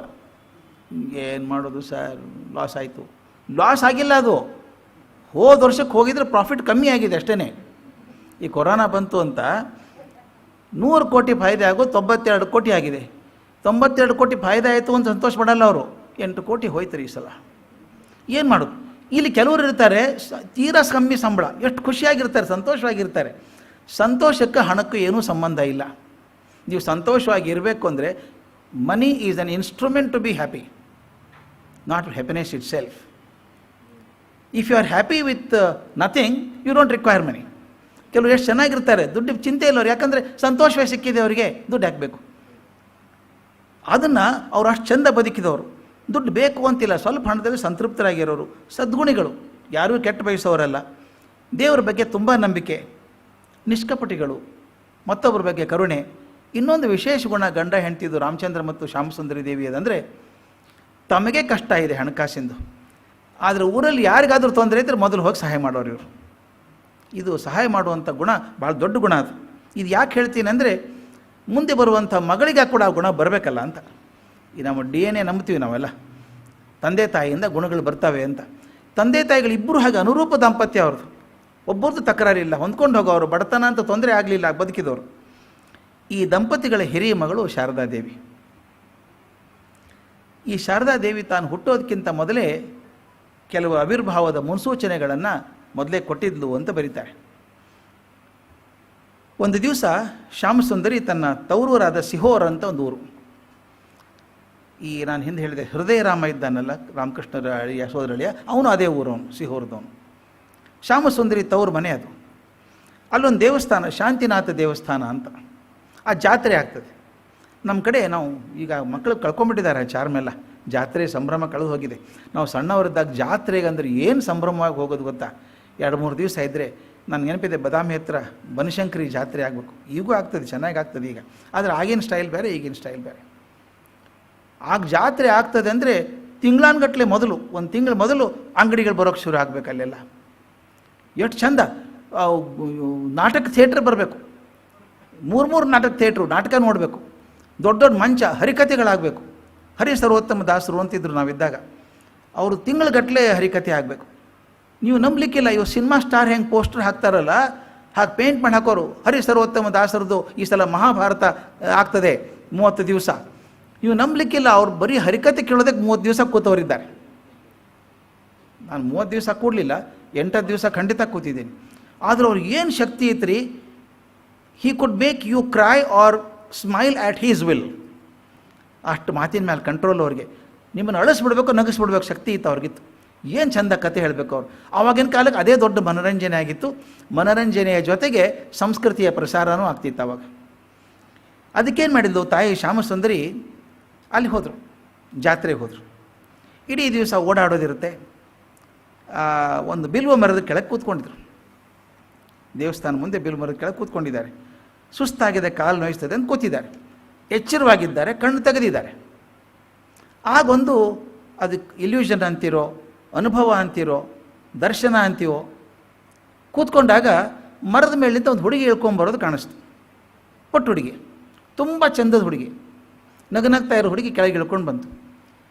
ನೋಡ್ತಾಳೆ ಶ್ಯಾಮಸುಂದರಿ ದೇವಿ, ಏನು ಚಂದ ಹುಡುಗಿ ಇದು, ಕೆಂಪು ಸೀರೆ ಉಟ್ಟಿದ್ದಾಳೆ. ಪುಟ್ಟ ಹುಡುಗಿ, 5-6 ವರ್ಷ ಹುಡುಗಿ, ಕೆಂಪು ಸೀರೆ ಉಟ್ಟಿದ್ದಾಳೆ, ಕುಂಕುಮ ಹಚ್ಕೊಂಡಿದ್ದಾಳೆ, ಕಾಲಲ್ಲಿ ಗೆಜ್ಜೆ ಕಟ್ಕೊಂಡಿದ್ದಾಳೆ, ಕೈಯಲ್ಲಿ ಬಂಗಾರದ ಬಳೆ ಹಾಕ್ಕೊಂಡಿದ್ದಾಳೆ. ಅದೆಲ್ಲ ನೋಡಿ ಆಶ್ಚರ್ಯ ಅನ್ನಿಸ್ತು.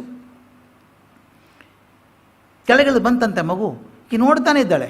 ಆ ಮಗು ಬಂದು ಏನು ಮಾಡ್ತು ಗೊತ್ತಾ, ಈಕೆ ಹತ್ತಿರ ಬಂದ್ಬಿಟ್ಟು ನಕ್ಬಿಟ್ಟು ಅಮ್ಮ ಅಂತ ಹತ್ತಿರ ಬಂದು ತನ್ನ ಪುಟ್ಟ 2 ಕೈಗಳನ್ನು ಅಮ್ಮನ ಕುತ್ತಿಗೆ ಸುತ್ತಿಗೆ ಹಾಕಿ ಅಪ್ಕೊಂಡ್ಬಿಡ್ತು. ಈಕೆಗೆ ಏನು ಮಾಡಬೇಕು ಅಂತ ತೋಚ್ತಾ ಇಲ್ಲ. ಇದು ಯಾವ ಹುಡುಗಿ ಯಾಕೆ ಬಂತೋ, ಕೆಳಗೆ ಬಂತೋ, ನನ್ನ ಯಾಕೆ ಅಪ್ಕೊಂತು ಅಂತ. ಆ ಅಪ್ಕೊಂಡಾಗ ಒಂದು ಕ್ಷಣ ಈಕೆ ಪ್ರಜ್ಞೆ ತಪ್ಪೋಯ್ತು ಶ್ಯಾಮಸುಂದರಿ ದೇವಿಗೆ. ಅದು ಎಷ್ಟೊತ್ತು ಹೋಯ್ತೋ. ಆನಂತರ ಮನೆ ಕರ್ಕೊಂಬಂದು ಶೈತ್ಯೋಪಚಾರ ಮಾಡಿದ್ಮೇಲೆ ಎಚ್ಚರ ಆಯಿತು. ಆ ಹುಡುಗಿಯಲ್ಲಿ ಅಂತ ಕೇಳಿದ್ಲಿಕ್ಕೆ, ಯಾವ ಹುಡುಗಿ ಅಂದರು. ನಮ್ಗೆ ಯಾವ ಹುಡುಗಿನೂ ಕಾಣಿಸಿಲ್ಲ. ನೀನು ಯಾಕೆ ಎಚ್ಚರ ತಪ್ಪಿ ಬಿದ್ದೆ ಅಂತ. ಇಲ್ಲ, ಪುಟ್ಟ ಹುಡುಗಿ ಬಂದು ನನ್ನ ಕೈಗೆ ಕುರಳಿನ ಸುತ್ತ ಕೈ ಹಾಕಿ ಅಪ್ಕೊಂಡ್ಲು. ಅದನ್ನು ತುಂಬ ಸಂತೋಷ ಆಗಿ ನಾನು ಎಚ್ಚರ ತಪ್ಪಿ ಬಿದ್ದುಬಿಟ್ಟೆ. ಆ ಹುಡುಗಿ ಎಲ್ಲಿದ್ದಾಳೆ ಅಂತ. ಯಾವ ಹುಡುಗಿನೂ ಇಲ್ಲ ಅಲ್ಲಿ. ಆಕೆಗೆ ಅನಿಸಿದ್ದೇನು ಅಂದರೆ, ಆ ಹುಡುಗಿ ತನ್ನ ಅಪ್ಕೊಂಡಾಗ ತನ್ನೊಳಗೆ ಸೇರ್ಕೊಂಡ್ಬಿಟ್ಲು ಅನ್ನೋ ಭಾವನೆ ಬಂದುಬಿಡ್ತಾಕೆ. ಅದೇ ಸಮಯಕ್ಕೆ ಈ ರಾಮಚಂದ್ರ ಮುಖರ್ಜಿ ಕಲ್ಕತ್ತಾಗೆ ಹೋಗಿದ್ದಾರೆ. ಯಾವುದೋ ಕೆಲಸಕ್ಕೆ ಹೋಗಿದ್ದಾರೆ. ಪಾಪ ಚಿಂತೆ, ಕೆಲಸ ಆಗ್ತಾ ಇಲ್ಲ. ರಾತ್ರಿ ಮಲ್ಕೊಂಡಿದ್ದಾರೆ. ಒಂದು ದಿವಸ ಚಿಂತೆಯಲ್ಲಿ ಮಲಗಿದಂಥ ರಾಮಚಂದ್ರ ಮುಖರ್ಜಿಗೆ ಒಂದು ಅಪೂರ್ವವಾದಂಥ ಸ್ವಪ್ನ. ನಾನೇನು ಹೇಳಿದೆ, ಈ ಮಹಾಪುರುಷರ ಜೀವನಗಳಲ್ಲಿ ಸ್ವಪ್ನಗಳು ಬಹಳ ಬರ್ತವೆ. ಅವೇನೋ ಸೂಚಕ ಅಂತಿರ್ಬೋದು, ಅಥವಾ ಭ್ರಮೆ ಅನ್ಬೋದು, ಅಥವಾ ಇಲ್ಯೂಷನ್, ಏನಾದರೂ ಅನ್ಕೋಬೋದು ನಾವು, depending on our mind logic. ಮಲ್ಕೊಂಡಾಗ ಅವನ ಕನಸಲ್ಲೂ ಅದೇನೆ. ಒಂದು ಪುಟ್ಟ 5-6 ವರ್ಷದ ಬಂಗಾರ ಬಣ್ಣ ಇರುವಂಥ ಒಂದು ಹುಡುಗಿ ಬರ್ತಾಳೆ. ತುಂಬ ಚಂದ ಅಲಂಕಾರ ಮಾಡ್ಕೊಂಡು ಬರ್ತಾಳೆ ಹುಡುಗಿ. ಈಕೆ ನೋಡಿ ನಗ್ತಾಳೆ. ಹತ್ತಿರ ಬರ್ತಾಳೆ, ರಾಮಚಂದ್ರ ಮುಖರ್ಜಿ ಹತ್ತಿರ ಬರ್ತಾಳೆ. ಬಂದು ಹತ್ತಿರ ಬಂದು, ಯಾರಮ್ಮ ನೀನು, ಇಲ್ಲಿಗೆ ಯಾಕೆ ಬಂದೆ ಅಂತ ಕೇಳ್ತಾರೆ ಇವರು. ಆ ಕಾಂತಿ ನೋಡಿ ಆಶ್ಚರ್ಯ ಆಗಿಬಿಟ್ಟದ ಆತನಿಗೆ. ಆಕೆ ಹೇಳ್ತಾಳೆ, ನಾನು ನಿಮ್ಮ ಮನೆಗೆ ಬರ್ತಾ ಇದ್ದೀನಿ ಅಂದ್ಲು. ನನ್ನ ಮನೆಗ ಅಪ್ಪ ಅಮ್ಮ ಎಲ್ಲಿ ಅಂತ ಕೇಳಿದ್ರು. ಇನ್ಮೇಲೆ ನೀನೇ ಅಂದ್ಲಕ್ಕೆ, ಇನ್ಮೇಲೆ ನೀನೇ ಅಂದ್ಲು. ಮಾಯ ಆಗ್ಬಿಡ್ತು, ಎಚ್ಚರ ಆಗ್ಬಿಡ್ತೀವಿ ಅವನಿಗೆ. ವಿಚಿತ್ರ ಕನಸಲ್ಲ ಇದು. ನಾನು ಅದ್ರ ಬಗ್ಗೆ ವಿಚಾರ ಕೂಡ ಮಾಡಿರಲಿಲ್ಲ.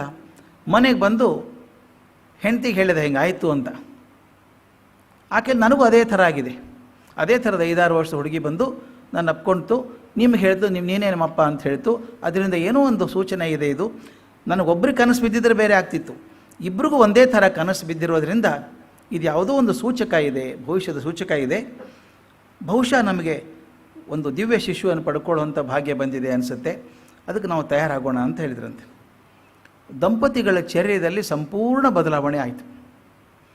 ಶ್ಯಾಮಸುಂದರಿ ದೇವಿ ಮುಖಲಕ್ಷಣ ದೇಹ ಲಕ್ಷಣ ಕೂಡ ಬೇರೆ ಕಾಣಿಸ್ತಾ ಇತ್ತು ಅಂತ ಊರು ಮಂದಿಯೆಲ್ಲ ಹೇಳೋರು.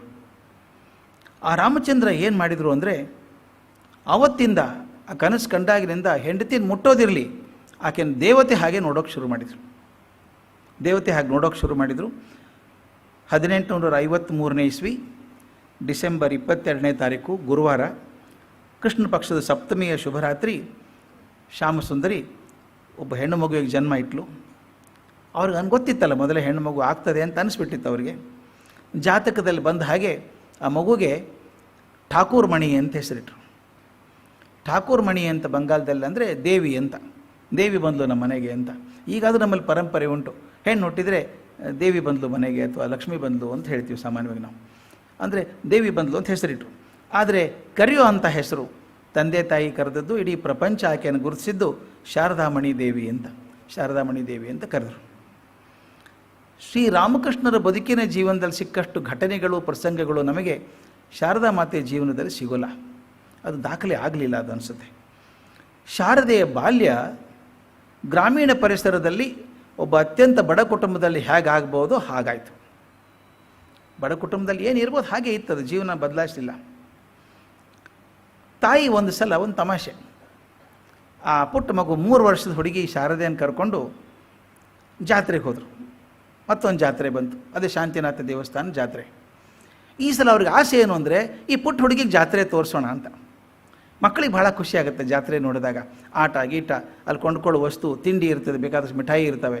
ಕಲ್ಕತ್ತಾದಲ್ಲಿ ಮಿಠಾಯಿ ಜಾಸ್ತಿ ಅವರು ತಿನ್ನೋದು, ವಿಪರೀತ ಸ್ವೀಟ್ ತಿನ್ನೋದು. ಮಗು ಕರ್ಕೊಂಡು ಹೋದರು. ಕರ್ಕೊಂಡೋಗಿ ಎಲ್ಲ ಕಡೆ ತೋರಿಸ್ತಿರ್ಬೇಕಾದ್ರೆ ಈ ರಾಮಕೃಷ್ಣರ ಸೋದರ ಅಳಿಯ ಹೃದಯ ಕೂಡ ಅದೇ ಊರವನಲ್ಲ, ಅವನು ಜಾತ್ರೆಗೆ ಬಂದಿದ್ದಾನೆ. ಈ ಸಲ ಜಾತ್ರೆಗೆ ರಾಮಕೃಷ್ಣನ ಕರ್ಕೊಂಬಂದಿದ್ದಾನೆ. ಜಾತ್ರೆ ಕರ್ಕೊಂಬಂದಿದ್ದಾರೆ. ಎಲ್ಲ ಕಡೆ ಹರಿಕತೆ ಆಗಬೇಕು, ಎಲ್ಲ ಕಡೆ ಹಂಚ್ಕೊಂಡಿರೋದು, ಊರು ಇರೋ ಸಣ್ಣ ಊರದು ಹಂಚ್ಕೊಂಡಿರಬೇಕು. ಹೃದಯ ರಾಮನ ಮನೇಲಿ ಕೂಡ ಹರಿಕತೆ ಆಗ್ತಾ ಇತ್ತಂತೆ, ಕೀರ್ತನೆ ಆಗ್ತಾ ಇತ್ತಂತೆ. ಈ ತಾಯಿ ಶ್ಯಾಮಸುಂದರಿ ದೇವಿ ಏನು ಮಾಡಿದ್ಲು ಅಂದರೆ, ಆ ಪುಟ್ಟ ಮಗುನ ಕರ್ಕೊಂಡು ಶಾರದೆಯನ್ನು ಕರ್ಕೊಂಡು ಹೃದಯ ರಾಮನ ಮನೆಯಲ್ಲಿ ಕೂತ್ಕೊಂಡು ಕೀರ್ತನೆ ಕೇಳ್ತಾ ಇದ್ರು. ಆಗಿನ ಕಾಲದ ಹವ್ಯಾಸಗಳು ಭಾಳ ಸುಲಭವಾಗಿದ್ದು, ಈಗಿನ ಹಾಗೆ ಅಷ್ಟು ಕಾಂಪ್ಲೆಕ್ಸ್ ಇರಲಿಲ್ಲ. ಅಲ್ಲೆಲ್ಲ ಹರಿಕತೆ ಆಗ್ತಿರ್ಬೇಕಾದ್ರೆ ಸುತ್ತಲೆಲ್ಲ ಹುಡುಗರು ಕೂತಿದ್ದಾರೆ, ಹೆಣ್ಮಕ್ಳು ಕೂತಿದ್ದಾರೆ, ಮಕ್ಕಳಿದ್ದಾವೆ. ಆ ಹೆಣ್ಮಕ್ಳಿಗೊಂದು ಹವ್ಯಾಸ ಇತ್ತು ಅವಾಗ. ನಾನು ನೋಡಿದ್ದು ಸಣ್ಣವನಿದ್ದಾಗ, ಈಗೆಲ್ಲ ಇದೇನು ಗೊತ್ತಿಲ್ಲ. ಏನು ಅಂದರೆ ಹೆಣ್ಮಕ್ಳು ಕೂತಿರ್ತಾರಲ್ಲ, ಆ ಹುಡುಗಿನ ಕರೆಯೋದು, ಇಷ್ಟು ಜನ ಹುಡುಗರಿದ್ದಾರಲ್ಲ, ಯಾರನ್ನು ಮದುವೆ ಆಗ್ತೀವಿ ಇದ್ರೊಳಗೆ ನೀನು ಅಂತ ಕೇಳೋದು. ಅದು ಯಾವುದೋ ಹುಡುಗನ ತೋರಿಸುತ್ತೆ, ಅದು ತೋರಿಸ್ಲಿಕ್ಕಿಲ್ಲ, ಯಾರೂ ಬೇಡ ಅಂದರೂ ಅನ್ಬೋದು. ತೋರಿಸಿದ ತಕ್ಷಣ ಓಹೋ ಅವ್ನು ಮದುವೆ ಆಗ್ತೀಯ ನೀನು ಅಂತ ಹುಡುಗಿನ ಕಾಲು ಎಳೆಯೋದು, ಆಕೆ ನಾಚ್ಕೋಬೇಕು. ಅದು ನೋಡಿ ಇವ್ರ ಸಂಭ್ರಮ. ಸಿಂಪಲ್ ಸಂಭ್ರಮಗಳಿದ್ದು, ಅವಾಗೇನು ಭಾಳ ಕಾಂಪ್ಲೆಕ್ಸ್ ಸಂಭ್ರಮ ಇರಲಿಲ್ಲ. ಇದು ನಾನು ಸಣ್ಣವನಿದ್ದಾಗೂ ಆಗಿದ್ದದು. ಎಲ್ಲ ಕೇಳೋದು ಹೀಗೆ, ಯಾರು ಮದುವೆ ಆಗ್ತೀನಿ ನೀನು, ಅವನ್ನೇ ತಾನೇ ಮದುವೆ ಆಗೋದು, ಆಗ್ತದೋ ಬಿಡ್ತದೋ ಇವ್ರು ಹೇಳ್ಬಿಡೋರು. ಹಂಗೆ ಸಂಭ್ರಮದಿಂದ ಮಾಡ್ತಾಯಿದ್ರಂತೆ.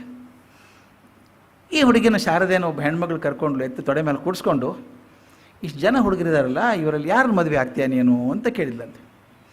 ಈ ಪುಟ್ಟ ಹುಡುಗಿ ಎದ್ದು ನಿಂತ್ಕೊಂಡ್ಬಿಟ್ಟು 3 ವರ್ಷ ಹುಡುಗಿ 2 ಕೈ ಚಾಚಿಬಿಟ್ಟು ರಾಮಕೃಷ್ಣನ್ ತೋರಿಸಿ ಅವನ್ನೇ ಮದುವೆ ಆಗ್ತೀನಿ ಅಂದ್ಲು. 3 ವರ್ಷ ಇದ್ದಾಗ ಎಲ್ಲ ತಮಾಷೆ ಮಾಡಿದ್ರು, ಕೈ ಕಾಲು ಎಳೆದ್ರು ಹುಡುಗಿದು, ತಮಾಷೆ ಮಾಡಿದ್ರು. ಅವನೇನು ಆಗ್ತೀಯೋ, ದೊಡ್ಡವನಿದ್ದಾನೆ, ಭಾಳ ದೊಡ್ಡವನಿದ್ದಾನೆ ಅಂತೇನು ಮಾಡಿಬಿಟ್ರು. ಅದು ದೈವ ನಿರ್ಧಾರಿತವಾದಂಥ ಕ್ರಿಯೆ ಅಂತ ಮುಂದೆ ಗೊತ್ತಾಯಿತು. 3 ವರ್ಷದ ಮಗು ಮದುವೆ ಅಂದರೆ ಏನು ಅರ್ಥ ಆದೀತು? ಮತ್ತು ಅಲ್ಲಿಷ್ಟಿರೋ ಹುಡುಗರೊಳಗೆ ರಾಮಕೃಷ್ಣನೇ ತೋರಿಸಿದ್ದು ಆಕ್ಸಿಡೆಂಟ್ಲಿ ಇರ್ಬೋದು. ಅದು ಎಲ್ಲಕ್ಕಿಂತ ಚೆನ್ನಾಗಿದ್ದು ನೋಡೋದಕ್ಕೆ ಅಂತ ಇರ್ಬೋದು. ಆದರೆ ಮುಂದೆ ಆಗೋದನ್ನು ಸೂಚ್ಯವಾಗುವಂಥ ದೈವ ನಿಯಾಮಕವಾದ ಸಂಬಂಧ ಅಂತ ಮುಂದೆ ಗೊತ್ತಾಗ್ತದೆ, ಇವತ್ತಾಗಲ್ಲ ಅದು. ಮುಂದೆ ಆದ್ಮೇಲೆ ಓ ಆಕೆ ಇವನ್ನೇ ತೋರಿಸಿದ್ರಲ್ಲ ಅಂದಾಗ ಅವತ್ತು ಸೂಚಕ ಅಂತ ಅನಿಸುತ್ತೆ. ಇದೊಂದು ಬಹಳ ಚಂದನೇ ಹೇಳಬೇಕಾದ, ಮುಂದೆ ಹೇಳಬೇಕಾದ್ರೆ ನಾನು ಯಾವಾಗಲೂ ನಾವು ಘಟನೆ ಆದಮೇಲೆ ಎಷ್ಟೋ ವರ್ಷದ ಮೇಲೆ ಅದಕ್ಕೆ ಕಾರಣಗಳನ್ನು ಹುಡ್ಕೋಕೆ ಹೋಗ್ತೀವಿ. ಅದೊಂಥರ ಇಂಟರ್ಪ್ರಿಟೇಷನ್ ಶುರು ಮಾಡ್ತೀವಿ. ಮತ್ತು ನಾನು ಹೇಳಬೇಕು, ನಮ್ಮ ಸತ್ತವರ ನೆರಳು ನಾಟಕ ನಮ್ಮ ನೋಡಿರ್ಬೇಕು, ತಾವು ನೋಡಿರ್ಬೇಕು ಸತ್ತವರ ನೆರಳು ನಾಟಕ. ಅದು ಹಾಗೇ ಇವತ್ತಿನ ವಸ್ತು ಇನ್ನು 50 ವರ್ಷಕ್ಕೆ ಇತಿಹಾಸ ಹೆಂಗಾಗ್ತದೆ ಅಂತ. ಇತಿಹಾಸ ಆದಾಗ ಅದಕ್ಕೆ ಬೇರೆ ಬೇರೆ ಬಣ್ಣಗಳು ಸೇರಿಕೊಳ್ತವೆ, ಬೇರೆ ಬೇರೆ ಇಂಟರ್ಪ್ರಿಟೇಷನ್ ಸೇರಿಕೊಳ್ತವೆ, ವಸ್ತು ಸ್ಥಿತಿನೇ ಬೇರೆ, ಅದು ಬೇರೆನೇ ಆಗಿಬಿಡ್ತದೆ. ಅವತ್ತು ಅಂದ್ಕೊಂಡು ಹುಡುಗನ ತೋರಿಸಿದ್ರು, ರಾಮಕೃಷ್ಣನ ಮದುವೆ ಆಗ್ತೀನಿ ಅಂತ ತೋರಿಸಿದಾಗ ತಮಾಷೆ ಮಾಡಿ ಬಿಟ್ಬಿಟ್ರು. ಜಾತ್ರೆ ಮುಗಿದು ಮನೆಗೆ ಬಂದರು. ಮುಂದೆ ಶಾರದೆಗೆ 5 ವರ್ಷ ಆದಾಗ ರಾಮಕೃಷ್ಣನಿಗೆ ಸರಿಯಾದ ವಧು ಸಿಗಲಿಲ್ಲ ಅಂತ ಹುಡುಕಾಡ್ತಿರ್ಬೇಕಾದ್ರೆ ರಾಮೇಶ್ವರ ಮತ್ತು ಚಂದ್ರಮಣಿ ಒದ್ದಾಡ್ತಿರುವಾಗ ಶ್ರೀರಾಮಕೃಷ್ಣ ಹೇಳಿದ್ರಲ್ಲ, ಜಯರಾಮ್ ಭಾಟಿಗೆ ಹೋಗಿ ರಾಮಚಂದ್ರ ಮುಖರ್ಜಿಯವ್ರ ಮನೆಗೆ ಹೋಗಿ ಅಲ್ಲ ಹುಡುಗಿ ನನಗೋಸ್ಕರ ಕಾದಿದ್ದಾಳೆ, ನನಗೋಸ್ಕರ ಇದ್ದಾಳೆ ಅಂತ ಹೇಳಿದ್ದು ಈ ಹುಡುಗಿ ಬಗ್ಗೆ. ಆ ಹುಡುಗಿ ಸಣ್ಣದು 3 ವರ್ಷ ಇದ್ದಾಗ ಅವ್ರನ್ನ ತೋರಿಸಿ ಇವನೇ ನನ್ನ ಗಂಡ ಅಂತ ಹೇಳಿದ್ದು ಆಕಸ್ಮಿಕ ಇರ್ಬೋದು, ಒಪ್ಕೊಂಬೇಡ, ಆಕಸ್ಮಿಕ ಅಂತ ಒಪ್ಕೊಳ್ಳೋಣ. ಆದರೆ ಇವರು ಧ್ಯಾನಾವಿಷ್ಟರಾಗ್ಬಿಟ್ಟು ಆ ಯಜಮಾನನ ಹೆಸರು, ಮನೆ ಊರ ಹೆಸರು ಹೇಳಿ ಅವ್ರಿಗೋಸ್ಕರ ಮಗಳು ನನಗೋಸ್ಕರ ಕಾದಿದ್ದಾಳೆ ಅಂತ ಹೇಳುವಂಥದ್ದು ಆಕಸ್ಮಿಕ ಅನ್ನೋದು ಕಷ್ಟ ಆಗುತ್ತೆ ಅಲ್ವಾ. ಯಾಕಂದರೆ ಅವಾಗ ಹೇಳಿಬಿಟ್ಟು 3 ವರ್ಷಕ್ಕೆ ಇವ್ರು ಕೈ ಮಾಡಿ ತೋರಿಸಿದ್ದನ್ನು ಅವ್ರು ನೋಡಿದ್ರೋ ಇಲ್ಲ ಅದು ಕೂಡ ಗೊತ್ತಿಲ್ಲ, ರಾಮಕೃಷ್ಣ ನೋಡಿದ್ರೋ ಇಲ್ಲ ಗೊತ್ತಿಲ್ಲ. ಆದರೆ ಮನೇಲಿ ಕೂತ್ಕೊಂಡು ಜಯರಾಮ್ ಭಾಟಿಗೆ ಹೋಗಿ ರಾಮಚಂದ್ರ ಮುಖರ್ಜಿ ಅಂತಿದ್ದಾರೆ ಅವ್ರ ಮನೆಗೆ ಹೋಗಿ ಅಂತ ಹೇಳೋದಾದರೆ ಅದು ಆಕಸ್ಮಿಕ ಆಗಿರಲಿಕ್ಕಿಲ್ಲ ಅಂತ. ಇದೊಂದು ವಿಶೇಷ ಪ್ರಸಂಗ. ತಾಯಿ ಚಂದ್ರಮಣಿ ಹೋದರು, ಮಗ ಹೇಳ್ತಾನೆ ಅಂತ ಹೋಗಿ ನೋಡಿದ್ರೆ ಹೌದು, ಜಯರಾಮ್ ಭಾಟಿಯಲ್ಲಿ ಇದ್ದಾರೆ ಅವರು, ರಾಮಚಂದ್ರ ಮುಖರ್ಜಿ. ಇದು ಜಯರಾಮ್ ಭಾಟಿಗೆ ಹೋಗಿಲ್ಲ ಮೊದಲು ರಾಮಕೃಷ್ಣರು, ನೋಡಿದರೆ ಹುಡುಗಿ ಇದ್ದಾಳೆ. ಆ ನೋಡಿದ ದುಃಖ ಆಯ್ತು, ಅಯ್ಯೋ ಎಲ್ಲ ಸರಿ ಇದೆ, ಒಂದು ತಪ್ಪಿದೆ. ಪುಟ್ಟ ಹುಡುಗಿ 5 ವರ್ಷದ್ದು, ರಾಮಕೃಷ್ಣನಿಗೆ 23 ವರ್ಷ. ಇಷ್ಟು ಅಂತರ ಇದ್ದರೆ ಸರಿ ಆಗ್ತದ, ಆಗಲಿಕ್ಕಿಲ್ಲ, ಮದುವೆ ಮಾಡಿಕೊಡ್ತಾರಾ ಇಲ್ಲ, ಇಷ್ಟು ಅಂತರ ಇದ್ದಾಗ ಮಾಡೋದು ಸರಿನಾ ಅಂತ ಚಿಂತೆ ಬಂತು. ಆದರೆ ದೈವ ಹೇಗಿತ್ತು ಅಂದರೆ ಆ ಹುಡುಗಿನ ಮದುವೆಗೆ ಮಾಡ್ತಿದ್ದಾರೆ, ವಿಚಾರ ಮಾಡ್ತಿದ್ದಾರೆ ಆಗಲೇ ಅವರು 5 ವರ್ಷಕ್ಕೆ. ಎಷ್ಟು ಕಡೆ ತೋರಿಸಿದ್ರು ಒಂದು ಹೊಂದಿಲ್ಲ, ವರಸಾಮ್ಯ ಬರಲಿಲ್ಲ ಅವ್ರಿಗೆ. ಅವರು ಕಾಯ್ತಾಯಿದ್ರು ಯಾರಾದರೂ ಒಬ್ಬರು ಬಂದರೆ ಸಾಕು ಅಂತ. ಇವ್ರು ಹುಡ್ಕೊಂಬಂದಾಗ ಆಯಿತು ಅಂದರು, ಮಾಡ್ಕೋತೀವಿ ಅಂದರು. ಇದಂದ್ರೆ ಅನ್ನಿಸ್ತು ಇವರಿಗೋಸ್ಕರ ಆಕೆಗೋಸ್ಕರ ಇವರು, ಅದು ಪೂರ್ವ ನಿರ್ಧಾರಿತವಾದಂಗೆ ಅನ್ನಿಸ್ತು. 1859ನೇ ಇಸ್ವಿ ಮೇ ತಿಂಗಳೊಳಗೆ ಜಯರಾಮ್ ಭಾಟಿಯ ವಧುವಿನ ಮನೆಯೊಳಗೆ ಪುಟ್ಟ ಶಾರದೆಯೊಳಗೆ ರಾಮಕೃಷ್ಣರ ಮದುವೆ ಆಯಿತು. 5 ವರ್ಷದ ವಧು, 23 ವರ್ಷದ ವರ, ಮದುವೆ ಆಯಿತು. ಈ ವಿವಾಹ ಸಂದರ್ಭ ಆಗಬೇಕಾದ್ರೆ ಒಂದು ವಿಶೇಷ ಘಟನೆ ಆಯಿತು ಅಂತ ಬರೀತಾರೆ. ಅದೇ ಮತ್ತೆ ಹೇಳಬೇಕು, ಘಟನೆಗಳನ್ನು ಇಂಟರ್ಪ್ರಿಟೇಷನ್ ಬೇರೆ ಆಗ್ತದೆ. ಹುಡುಗ ಹುಡುಗಿನ ಕೂಡಿಸಿದ್ದಾರೆ, ಅಲ್ಲೊಂದು 27 ಬತ್ತಿ ಇರುವಂಥ ಒಂದು ಆರತಿ ಮಾಡಿದ್ದಾರೆ. 27 ಬತ್ತಿ ಅಂತ, ಅದಕ್ಕೇನು ಸ್ಪೆಷಲ್ ಇರಬೇಕು. ಆ 27 ಬತ್ತಿಗಳ ಆರತಿ ತೊಗೊಂಡು ಆ ಹುಡುಗ ಹುಡುಗಿ ಸುತ್ತ ಪ್ರದಕ್ಷಿಣೆ ಹಾಕಬೇಕು. ಆ ಹೆಣ್ಮಕ್ಳೆಲ್ಲ ಸುತ್ತ ಹಾಕ್ತಿದ್ದಾರೆ. ಹೀಗೆ ಈತ ತಟ್ಟೆಗೇನೋ ಕೈ ಹಾಕಬೇಕು ಅನ್ನೋ ಗೊತ್ತಿಲ್ಲ. ಹಾಗೆ ಮಾಡುವಾಗ ಬಲಗೈಗೆ ಕಂಕಣ ಕಟ್ಟಿರ್ತಾರಲ್ಲ ವರನಿಗೆ, ಅರಿಶಿಣದ ದಾರ ಇರ್ತದಲ್ಲ, ಅದು ಸರ್ರ ಅಂತ ಸುಟ್ಟು ಹೋಗ್ಬಿಡ್ತು, ಸುಟ್ಟು ಕೆಳಗೆ ಬಿದ್ದುಬಿಡ್ತದು. ನಮ್ಮಲ್ಲಿ ನಂಬಿಕೆ ಕಂಕಣ ಬಿಚ್ಚಬಾರ್ದು ಅಂತ, ಮದುವೆ ಆಗೋದಂಗೆ ಕಂಕಣ ಬಿಚ್ಚಬಾರ್ದು, ಅದು ಶುಭ ಸೂಚನೆ, ಬಿಚ್ಚಬಾರ್ದು ಅಂತ. ಇದು ಯಾವಾಗ ಅರಿಶಿಣ ಕಟ್ಟಿದ್ದ ದಾರ ಸುಟ್ಟು ಹೋಯ್ತೋ ಆಗಿದ್ದಂಥ ಕೆಲವು ಹಿರಿಯರು ಛೇ ಅಪಶಕನ ಆಯ್ತಿದು, ಆಗಬಾರ್ದಾಗಿತ್ತು, ಸಂಸಾರ ಸರಿ ಆಗಲ್ಲ ಅಂತ ಕೆಲವರು ಅಂದರು. ಇದು ಸಂಪ್ರದಾಯದಲ್ಲಿ ನಂಬಿಕೆ ಇದ್ದವ್ರು. ಇನ್ನು ಕೆಲವರು ಬಿಡ್ರಿ ಅದು ಆಕ್ಸಿಡೆಂಟಪ್ಪ, ಮತ್ತೊಂದು ಕಟ್ಟಿದ್ರಾಯ್ತು, ಅದಕ್ಕೇನಿದೆ ದಾರ ತಾನೇ, ಮತ್ತೊಂದು ಕಟ್ಟಿದ್ರಾಯ್ತು ಅಂತ ಕೆಲವರು ಅಂದರು. ಕೆಲವರು ಮಾತ್ರ ಅದನ್ನು ಭವಿಷ್ಯ ಸೂಚಕ ಅಂತ ಕರೆದ್ರು. ಇದನ್ನು ತಿಳ್ಕೊಬೇಕಾದ ಬಹಳ ಮುಖ್ಯ. ಇದು ಆ ಕ್ಷಣಕ್ಕೆ ಆ ಯೋಚನೆ ಸರಿ, ಆಕಸ್ಮಿಕ ಅಂತ ಅನ್ಕೋಬೋದು, ಅಪಶಕನ ಅನ್ಕೋಬೋದು, ಆಗಿದ್ದಂಥ ಪರಂಪರೆ ಪ್ರಕಾರ ಅನ್ಕೋಬೋದು. ಆದರೆ ಮುಂದೆ ಯಾವಾಗ ಶ್ರೀರಾಮಕೃಷ್ಣರು ಅಧ್ಯಾತ್ಮ ಜಗತ್ತಿನ ಪ್ರಖರವಾದ ನಕ್ಷತ್ರದ ಹಾಗೆ ಹೊಳೆಯೋಕೆ ಶುರು ಮಾಡಿದರೋ, ಆಗ ಹಿಂದೆ ಆದಂಥ ಘಟನೆಯನ್ನು ನೋಡಿ ಬರೆದವರು ಏನು ಹೇಳಿದರು ಅಂದರೆ, ಆ ಕಂಕಣ ಸುಡ್ತಲ್ಲ ಅದು ಒಳ್ಳೆಯದು, ಅದು ಭವಿಷ್ಯ ಸೂಚಕವಾಗಿತ್ತು ಅಂತ ಹೇಳಿದ್ರಂತೆ. ಲೌಕಿಕ ದೃಷ್ಟಿಯಿಂದ ರಾಮಕೃಷ್ಣರು ಮದುವೆ ಆದರೂ ಕೂಡ ಆ ಬಂಧನ ರೂಪವಾಗಿದ್ದಂಥ ಕಂಕಣವನ್ನು ಸುಟ್ಟು ಹಾಕಿ ನಾನು ಬೇರೆಯವರ ಹಾಗೆ ಸಂಸಾರದ ಬಂಧನದಲ್ಲಿ ಇರೋನಲ್ಲ ಅಂತ ತೋರಿಸುವ ಹಾಗೆ ಸೂಚಕ ಆಗಿತ್ತದು ಅಂತ ಬರೀತಾರೆ. ಇದು ಮುಂದೆ ಬರೆದದ್ದು. ಆಗ ಅನಿಸಿದ್ದು ಅಪಶಕನ, ಅಥವಾ ಇದು ಆಕ್ಸಿಡೆಂಟ್, ಎರಡೇ ಹಾದಿ ಇತ್ತು ಅವಾಗ. ಇದು ಯಾಕೆ ಹೇಳ್ತೀನಿ ಅಂದರೆ, ನೋಡುವ ಪರಿ ಮತ್ತು ನೋಡುವ ಕಾಲ ಬಹಳ ಮುಖ್ಯ. ಒಂದು ಆದಂಥ ಘಟನೆಯನ್ನು 50 ವರ್ಷಗಳ ನಂತರ ಗಮನಿಸಿದಾಗ ನನ್ನ ಬುದ್ಧಿವಂತಿಕೆ ತಿಕ್ಕ ಹಾಗೆ ನಾನು ಬರಿಬೋದು, ಅದನ್ನು ಹೇಗಾದರೂ ತಿಳಿಸ್ಬೋದು. ಇದು ಯಾಕೆ ಹೇಳ್ಬೇಕಂದ್ರೆ ಒಂದು ವಿಚಿತ್ರ ನನಗಾದಂಥ ಘಟನೆ ಅದು. ಬಿಹಾರದಲ್ಲಿ ಒಂದು ಕಡೆ ಹೋಗಿದ್ದೆ ನಾನು. ಅಲ್ಲೊಂದು ಯೋಗ ಶಾಲೆ ಇದೆ, ದೊಡ್ಡ ಯೋಗ ಶಾಲೆ ಅದು, ಸಹಸ್ರಾರು ಜನ ಶಿಷ್ಯರಿದ್ದಾರೆ. ಅವ್ರ ಗುರುಗಳು ಸುಮಾರು ತುಂಬ ವಯಸ್ಸಾದವರು, 60 ವರ್ಷ, ತುಂಬ ವಯಸ್ಸನ್ನಲ್ಲ, 60 ವರ್ಷ ಆಗಿತ್ತು ಅವರಿಗೆ. ಅವರು ಯೋಗದ ಗುರುಗಳು, ಅಧ್ಯಕ್ಷರವರು, ಯೋಗ ಶಾಲೆ ಅಧ್ಯಕ್ಷರು. ನಾವೆಲ್ಲ ಹೋದಾಗ ನಮ್ಮನ್ನು ಮಾತಾಡಿಸ್ತಾ ಇದ್ರು. ನಾವು ಮಾತಾಡ್ತಿರುವಾಗ ಒಬ್ಬರು ಮುದುಕರು ಬಂದರು, ಹಣ್ಣು ಮುದುಕರು, ಸುಮಾರು 90 ವರ್ಷ ಇರಬೇಕು. ಕೋಲ್ ಹಿಡ್ಕೊಂಡು, ಜೊತೆ ಕೈ ಹಿಡ್ಕೊಂಡು ಕರ್ಕೊಂಬಂದರು. ಒಬ್ಬರು ಬಂದು ಈ ಗುರುಗಳನ್ನು ನೋಡಿದರು. ಇವು ಸನ್ಯಾಸಿಗಳು ತಾನೆ, ಅಲ್ಲಿಂದಾನೆ ನಮಸ್ಕಾರ ಮಾಡಿ ಗುರುಗಳು, ಕೂತ್ಕೊಳ್ಳಿ ಗುರುಗಳೇ ಅಂತ ಕೂಡಿಸಿದ್ರು. ತುಂಬ ಗೌರವದಿಂದ ಅವ್ರು ಕುಡಿಯೋಕ್ಕೆ ಹಾಲೆಲ್ಲ ಕೊಟ್ಟರು. ಏನು ಬಂದಿದ್ರಿ ಅಂತ ಕೇಳಿದರು. ಏನಿಲ್ಲ, ಇಲ್ಲಿ ನೋಡಿದೆ ನಿಮ್ಮ ಉಪನ್ಯಾಸ ಇದೆ ಅಂತ ಗೊತ್ತಾಯ್ತು, ಅದು ಬಂದೆ ನಿಮ್ಮನ್ನು ನೋಡೋದಕ್ಕೆ ಅಂತ ಯೋಗ ಗುರುಗಳನ್ನೇ ಮಾತಾಡ್ಸ್ತಾಯಿದ್ರು. ನಾವೆಲ್ಲ ಕೂತಿದ್ವಲ್ಲ, ಇವ್ರ ಪರಿಚಯ ಇದೆಯೋ ನಿಮಗೆ ಅಂದರು ಮುದುಕರು. ಸಾಮಾನ್ಯವಾಗಿ 80 ಆದಮೇಲೆ ಮಾತಾಡೋ ಹುಚ್ಚು ಜಾಸ್ತಿ ಇರುತ್ತೆ, ಜಾಸ್ತಿ ಮಾತಾಡಬೇಕು ಅಂತ ಕೇಳೋರು ಇರೋಲ್ಲ, ಸಿಕ್ಕಾಗಿ ಹೇಳಿಬಿಡ್ಬೇಕು. ಸಾಮಾನ್ಯ ಮನೆಯಲ್ಲಿ ಏನು ಮಾಡ್ತಾರೆ, ವಯಸ್ಸಾದವ್ರು ಮಾತಾಡಿದ ತಕ್ಷಣ ಅಯ್ಯೋ ಎಷ್ಟು ಸಲ ಹೇಳ್ತೀಯಪ್ಪ ಅದನ್ನು, ಬೇಡ ಬಿಡು ಅಂತಾರೆ. ಅದಕ್ಕೆ ಯಾರು ಸಿಕ್ಕಾಗಿ ಹೇಳ್ಬಿಡ್ಬೇಕು ಅದನ್ನು. ನಾವು ಕೂತಿದ್ವಲ್ಲ ಅಲ್ಲಿ, ಗುರುಗಳ ಬಗ್ಗೆ ಗೊತ್ತಾ ನಿಮಗೆ ಅಂದರು. ಗೊತ್ತು, ಈಗ ಭೇಟಿ ಆದ್ವಿ ಅಂತ. ಹಂಗಲ್ಲ, ನಿಮಗೆ ಗೊತ್ತಿಲ್ಲ, ನಾನು ಶಿಷ್ಯ ಆತ, ನಾನು ಮೇಷ್ಟ್ರಾಗಿದ್ದೆ, ನನ್ನ ಶಿಷ್ಯ ಆಯಿತ ಅಂದರು. ಅಂದ್ಬಿಟ್ಟು ಅಷ್ಟಕ್ಕೆ ಬಿಡಲಿಲ್ಲ, ಈತ ದೊಡ್ಡ ಮನುಷ್ಯ ಆಗ್ತಾನೆ ಅಂತ ನನಗೆ ಅವತ್ತೇ ಗೊತ್ತಿತ್ತು. ಈತ ದೊಡ್ಡ ಮನುಷ್ಯ ಆಗ್ತಾನೆ ಅಂತ ಅವತ್ತೇ ಗೊತ್ತಿತ್ತು ನಮಗೆ. ಹೇಗೆ ಗೊತ್ತಿತ್ತು? ಅವ್ರು ಹೇಳಿದರು, ನಾನು ಭಾಳ ಸ್ಟ್ರಿಕ್ಟ್ ಟೀಚರ್, ನಾನು ಮ್ಯಾಥಮೆಟಿಕ್ಸ್ ಟೀಚರ್. ನನ್ನ ಕ್ಲಾಸ್ನಲ್ಲಿ ಹುಡುಗರು ಅಲಗಾಡಕ್ಕೆ ಬಿಡ್ತಿರ್ಲಿಲ್ಲ. ನಾನು ಯಾರಾದರೂ ಹೊರಗೆ ಹೋಗ್ತೀನಿ, ನೋ ನಾಟ್ ಅಲೌಡ್, ಹೊರಗೆ ಬಿಡೋಲ್ಲ, ಹೊರಗಿನೋ ಒಳಗೆ ಬಿಡೋಲ್ಲ. ಅಕಸ್ಮಾತ್ ಇವತ್ತು ತಲೆನೋವು ಬಂದಿದೆ, ಹೊಟ್ಟೆ ನೋವು ಬಂದಿದೆ, ಹೋಗಬೇಕು ಅಂದರೆ ಬಿಡೋಲ್ಲ. ಪ್ರೂಫ್ ಬೇಕು ನನಗೆ, ಆರಾಮಿಲ್ಲ ಅನ್ನೋ ಪ್ರೂಫ್ ಕೊಡ್ಬೇಕು ನನಗೆ. ಹೊಟ್ಟೆ ನೋವಿಗೆ ಏನು ಪ್ರೂಫ್ ಕೊಡೋದ್ರಿ, ತಲೆನೋವಿಗೆ ಏನು ಪ್ರೂಫ್ ಕೊಡೋದು? ಅವ್ರು ಹೇಳ್ತಿದ್ರಂತೆ, ವಿಸಿಬಲ್ ಪ್ರೂಫ್ ಇರಬೇಕು, ನನಗೆ ಕಣ್ಣಿಗೆ ಕಾಣಿಸುವಂಥ ಅದು ಏನಾದರೂ ಇರಬೇಕು. ಪೆಟ್ಟಾಗಿದೆಯಾ, ರಕ್ತ ಸುರಿತಾ ಇದೆಯಾ, ಹೋಗು, ಪರ್ಮಿಷನ್ ಕೊಡ್ತೀನಿ. ಕಾಣಿಸೋದಿಲ್ಲ ಅಂದರೆ ಬಿಡೋಲ್ಲ, ನೇಮ ಹೇಳ್ತೀರಿ ಅಂತಿದ್ರು. ಹಿಂಗೆ ನಾನು ರೂಲ್ ಮಾಡ್ಕೊಂಡಿದ್ದೆ. ಆವಾಗ ಇವನಿಗೆ ಹೋಗಬೇಕಾಗಿತ್ತು ಹೊರಗಡೆ, ನಾನು ಬಿಡಲಿಲ್ಲ. ಇವ್ರು ಬುದ್ಧಿವಂತ ಏನು ಮಾಡಿದ ಗೊತ್ತಾ ಅಂದರು. ನಮಗೇನು ಗೊತ್ತು. ಅವ್ರು ಹೇಳಿದರು, ಅವನು ಕ್ಲಾಸ್ ಶಾಲೆ ಬಿಟ್ಟ ತಕ್ಷಣ ಹೋದ. ನಾನು ಮನೆಗೆ ಹೋಗ್ಬೇಕಾದ್ರೆ ಮಾವಿನ ತೋಪಿದೆ, ಮಾವಿನ ಮರಗಳ ತೋಟ ಇದೆ, ಅದ್ರ ಕೆಳಗೆ ಹೋಗ್ಬೇಕು ನಾ ದಿನಾಲು. ಏಪ್ರಿಲ್ ತಿಂಗಳು, ಮಾವಿನಕಾಯಿ ಆಗಿದ್ದಾವೆ ಗಿಡದಲ್ಲೆಲ್ಲ. ಈತ ಏನು ಮಾಡ್ತಿದ್ದ ಗೊತ್ತಾ, ಇವು ಪುಂಡು ಪೋಖ್ರಿ ಥರ 2 ಜನ ಸೇರಿಸ್ಕೊಂಡ್ಬಿಟ್ಟು ಆ ಮಾವಿನ ಮರದ ಮೇಲೆ ಕೂತ್ಕೋಬೇಕು. ಅದ್ರ ಕೆಳಗೆ ದಾರಿ ನಾವು ಹೋಗೋದು. ಅಲ್ಲಿ ಮೇಲೆ ಹೋಗಿ ಒಂದು 5-6 ದಪ್ಪ ಮಾವಿನಕಾಯಿ ಕಿತ್ಕೊಂಡು ಇಟ್ಕೋಬೇಕು. ಈ ಗುರುಗಳು ಬಂದಾಗ ಕರೆಕ್ಟಾಗಿ ಅವ್ರ ತಲೆ ಮೇಲೆ ಟಪ್ ಅಂತ ಹಾಕಿದ್ನಂತೆ. ಇವು ತಲೆ ಮೇಲೆ ಕಲ್ಲು ಬಿದ್ದಂಗೆ ಆಗಲ್ವ, ಮಾವಿನಕಾಯಿ ಬಿದ್ದರೆ, ದೊಡ್ಡ ಹೆವಿ ಮಾವಿನಕಾಯಿ ಬಿದ್ದರೆ ತಲೆ ಕೂತ್ಕೊಂಡ್ಬಿಟ್ರು. ಅಯ್ಯೋ ತಲೆ ಸಿಡಿದು ಹೋಗ್ತಾ ಇದೆ ಅಂತ ಹುಡುಗ ಓಡ್ ಬಂದ ಅವ್ನು ಕೆಳಗಡೆ. ಇವನೇ ಬಂದ್ಬಿಟ್ಟು, ಗುರುಗಳು ಏನಾಯಿತು ಅದಕ್ಕಿಂತ, ತಲೆ ಸಿಡಿದು ಹೋಗ್ತಾ ಇದೆ. ಹೌದಾ, ಕಾಣಿಸ್ತಾ ಇಲ್ಲ ಅಂದ. ಅದು ಹೆಂಗೆ ಕಾಣಿಸುತ್ತೋ, ತಲೆ ಮೇಲೆ ಮಾವಿನಕಾಯಿ ಬಿದ್ದರೆ? ಅಲ್ಲ, ಕಾಣಿಸ್ಬೇಕಲ್ಲ, ವಿಸಿಬಲ್ ಪ್ರೂಫ್ ಬೇಕಲ್ಲ, ಕಣ್ಣಿಗೆ ಕಾಣಿಸುವಂಥ ಸಾಕ್ಷಿ ಬೇಡವಾ? ಬರೀ ನೀವು ತಲೆ ನೋಯ್ತಂದ್ರೆ ಪ್ರೂಫ್ ಹೇಗೆ ಅಂದಂತೆ. ಅವು ಗೊತ್ತಾಯ್ತು ಅವ್ರಿಗೆ, ಗುರುಗಳಿಗೆ, ಇವನು ಮಿಸ್ಚೀಫ್ ಇವಂದೇ ಅಂಥೇಳಿ. ಅವ್ರು ಹೇಳಿದ್ರಂತೆ, ಯಾರಿಗೂ ಹೇಳೋಕೆ ಹೋಗಬೇಡ, ನಿನಗೆ ಹೋಗಬೇಕು ಅನ್ಸಿ ಬರೀ ಕೈ ಮಾಡು, ನಾನು ಕಳಿಸ್ಬಿಡ್ತೀನಿ ಹೊರಗಡೆ, ಉಳಿದವ್ರ ಮುಂದೆ ಹೇಳೋಕೆ ಹೋಗಬೇಡ, ಸೀಕ್ರೆಟ್ ಇದನ್ನು ಅಂತ ಹೇಳಿದ್ರಂತೆ.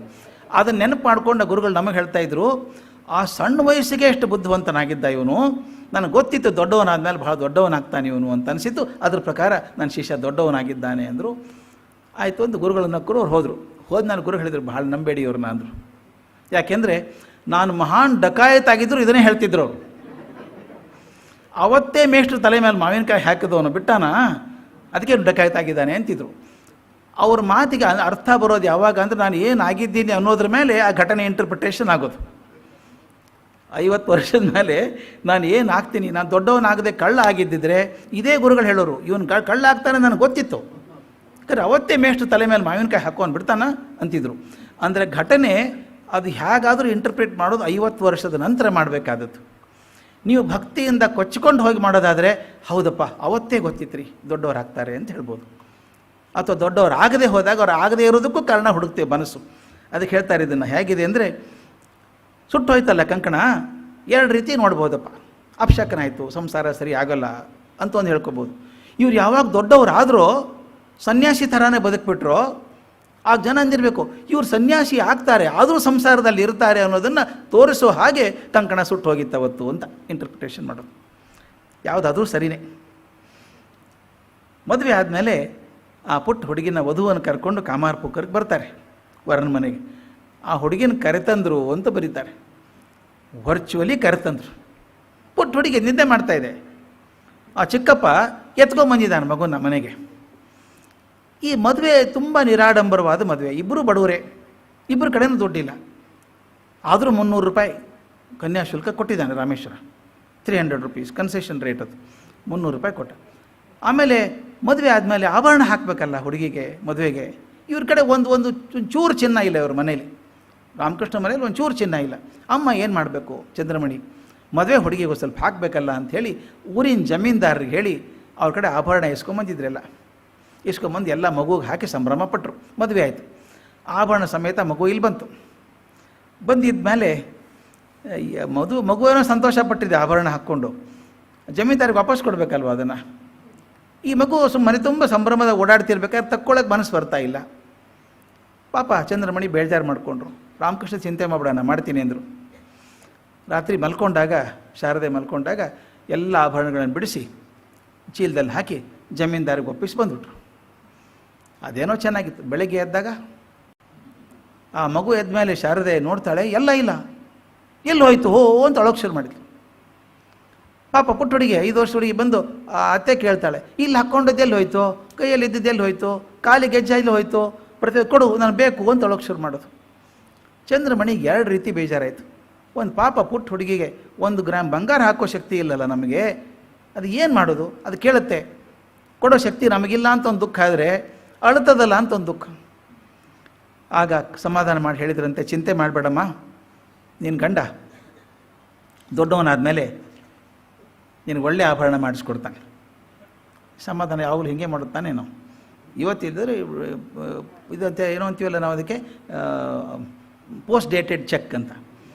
ಚೆಕ್ಕಿನ ಸಂಭ್ರಮ ಇದೆ, ದುಡ್ಡಿಲ್ಲ. ಅದಕ್ಕೆ ನಿನ್ನ ಗಂಡ ಮುಂದೆ ಜನಗೆ ಒಳ್ಳೆ ಆಭರಣ ಕೊಡಿಸ್ತಾನೆ, ಚಿಂತೆ ಮಾಡಬೇಡ ಅಂತ ಸಮಾಧಾನ ಮಾಡಿದ್ರಂತೆ. ಆ ಹುಡುಗಿಗೇನೋ ಸ್ವಲ್ಪ ಸಮಾಧಾನ ಆಗಿರಬೇಕು. ಅದು ಚಿಕ್ಕಪ್ಪ ಬಂದಿದ್ದಾನ ಕರ್ಕೊಂಡು ಮಗುನ. ಅವನಂದ, ನಾಟಕ ಮಾಡ್ತೀರಾ ನೀವು, ಯಾರ್ದೋ ಆಭರಣ ತಂದು ಹಾಕಿ ನಿಮ್ಮದು ಅಂತ ತೋರಿಸಿದ್ದೀರಾ ನೀವು, ನಾಟಕ ಮಾಡ್ತೀರಿ ಅಂಥೇಳಿ ಕೋಪದಿಂದ ಆ ಮಗುನ ಕರ್ಕೊಂಡು ವಾಪಸ್ ಹೋಗ್ಬಿಟ್ಟ ತಮ್ಮೂರಿಗೆ, ಜಯರಾಮ್ ಬಾಟಿಗೆ. ಈ ವಿಚಿತ್ರ ಪರಿಸ್ಥಿತಿ ಇದು. ಚಂದ್ರಮಣಿಗೆ ಶಾಕ್ ಆದಂಗೆ ಆಯಿತು. ಬರೀ ಮದುವೆಯಾಗಿ ಬಂದು ಹುಡುಗಿನ ಕರ್ಕೊಂಡು ಹೋಗ್ಬಿಟ್ರೆ ಏನು ಗತೀರಿ? ರಾಮಕೃಷ್ಣ ಏನು ಮಾಡೋದು ರಾಮಕೃಷ್ಣ ಅಂತ ಕೇಳಿದ್ರು ಅವರು. ಚಿಂತೆ ಮಾಡಬೇಡ ಅಂದವು. ಚಿಂತೆ ಮಾಡಬೇಡ, ಕರ್ಕೊಂಡು ಹೋದ್ರೆ ಹೋಗಲಿ, ಮದುವೆ ಆದ ಸುಳ್ಳ, ಮದುವೆ ಆಗೋಗಿದೆ, ಅದನ್ನಂತೂ ಸುಳ್ಳು ಮಾಡೋಕ್ಕಾಗಲ್ವ, ಕರ್ಕೊಂಡು ಹೋಗ್ತಾರೆ ಕರ್ಕೊಂಬರ್ತಾರೆ ಬಿಡು, ಚಿಂತೆ ಮಾಡಬೇಡ ಅಂತ ಯಾವುದೂ ಟೆನ್ಷನ್ ಮಾಡ್ಕೊಳ್ಳಿಲ್ಲ. ಇನ್ನು ದಕ್ಷಿಣೇಶ್ವರಕ್ಕೆ ಹೋಗಬೇಕು ಅಂತ ಆಶೇಶ್ವರ ಮದುವೆ ಆಗಬೇಕಾಯ್ತಲ್ಲ, ಆಯಿತು, ಇನ್ನು ದಕ್ಷಿಣೇಶ್ವರಕ್ಕೆ ಹೋಗ್ತೀನಿ ಅಂದರು. ಆರೋಗ್ಯದ ಚಿಂತೆ ನೀವು ನಂಬಲಿಕ್ಕಿಲ್ಲ. ಅಮ್ಮ ಹಿಡ್ಕೊಂಡು ಕೂತವನು 2 ವರ್ಷ ಇಟ್ಕೊಂಡಿದ್ದಾರೆ ಕಾಮಾರ್ಪುಕ್ಕರಲ್ಲಿ. ಆ 2 ವರ್ಷ ದಕ್ಷಿಣೇಶ್ವರ ಬಿಟ್ಟು ಇದ್ದದ್ದೇ ಹೆಚ್ಚಿಂದವರು. 2 ವರ್ಷ ಕಾಮಾರ್ಪುಕ್ಕರದಲ್ಲಿದ್ದರು. ಆರೋಗ್ಯ ಚೆನ್ನಾಗಾಯಿತು. ಈಗ ಶಾರದೆಗೆ 7 ವರ್ಷ ವಯಸ್ಸು. ಸಂಪ್ರದಾಯದ ಪ್ರಕಾರ ಮಾವನ ಮನೆಗೆ ಇರಬೇಕು, ಊರಿಗೆ ಹೋಗೋಕ್ಕಿಂತ ಮೊದಲು ಮಾವನ ಮನೆಗೆ ಹೋಗಬಾರಪ್ಪ ಅಂತ ಕಳಿಸಿದರು. ಇವರು ಆ ಹೃದಯರಾಮ ಇಬ್ಬರು ಹೋದರು ಮಾವನ ಮನೆಗೆ. ಜಯರಾಮ್ ಭಟ್ಟಿಗೆ ಹೋದ್ರಂತೆ. ಜಯರಾಮ್ ಹೃದಯರಾಮ ರಾಮಕೃಷ್ಣಗಿಂತ 4 ವರ್ಷ ಸಣ್ಣವನು, ಅವನಿಗೆ 19 ವರ್ಷ. ಈ ಸೋದರತ್ತೆ ಆಗಬೇಕಲ್ಲ ಈಗ ಹುಡುಗಿ ಶಾರದೆ, ಆಕೆಗೆ 7 ವರ್ಷ. ಈತ ಮನೆ ಒಳಗೆ ಹುಡುಕಾಡಿ ಆಕೆ ಎತ್ಕೊಬಂದಂತೆ, ಕೂಡಿಸಿದಂತೆ. ಕೂಡಿಸ್ಬಿಟ್ಟು ಆಕೆ ಪಾದ ಪೂಜೆ ಮಾಡಿದಂತೆ, ಕಮಲ್ ಹೂ ಇಟ್ಟು ಪೂಜೆ ಮಾಡಿದ, ನೀನು ನನ್ನ ಸೋದರತ್ತೆ ನೀನು ಅಂತ. ಆಕೆಗೆ ಪಜೀತಿ. ಈ ಹೃದಯರಾಮ ದೊಡ್ಡವನು, ಅವನು ಕಾಲು ಮುಟ್ಟು ನಮಸ್ಕಾರ ಮಾಡ್ತಾನೆ, ಎಲ್ಲ ಮಾಡ್ತಾನೆ. ಅವ್ರ್ಯಾರು ಹಿರಿಯ ಅಂತ, ನೀನು ಗಂಡನಿಗೆ ಸೇವೆ ಮಾಡು ಅಂದ್ರಂತೆ. ನಮ್ಮ ಕಡೆ ಹೆಣ್ಮಕ್ಳು ಹೇಳ್ತಿರ್ತಾರೆ ಗಂಡನ ಸೇವೆ ಮಾಡಬೇಕು ಅಂತ ನಂಬಿಕೆ ಇತ್ತು ಅವಾಗ. ಆಕೆ ಆಯಿತು ಅಂದ್ಬಿಟ್ಟು ಒಂದು ಚಾಮರ ತಗೊಂಡು ಗಂಡನಿಗೆ ಗಾಳಿ ಬೀಸ್ಕೊಂಡು ಕೂತಿದ್ಲಂತೆ. ನಗೋದೆಲ್ಲ ಜನ. ಈ ಪುಟ್ಟ ಹುಡುಗಿ 7 ವರ್ಷದ ಹುಡುಗಿ, 25 ವರ್ಷದ ಗಂಡ ಗಾಳಿ ಬೀಸ್ಕೊಂಡು ಕೂತಿದ್ದಾಳೆ. ಆಯ್ತು ಹೋಗಮ್ಮ ಅಂತ ಹೇಳಿದರು.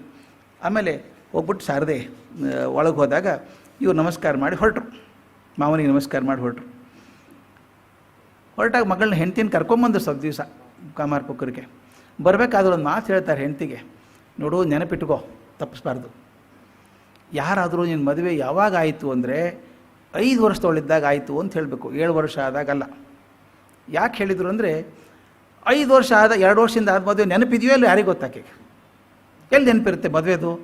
ಈಗ ಮನೆಗೆ ಬಂದಿದ್ದಾನೆ ಹುಡುಗ, ಅವನು ಮನೇಲಿ ಸಂಭ್ರಮ, ಸಿಹಿ ಊಟ ಮಾಡಿದ್ದಾರೆ, ಹೂಗೆಲ್ಲ ಅಲಂಕಾರ ಮಾಡಿದ್ದಾರೆ.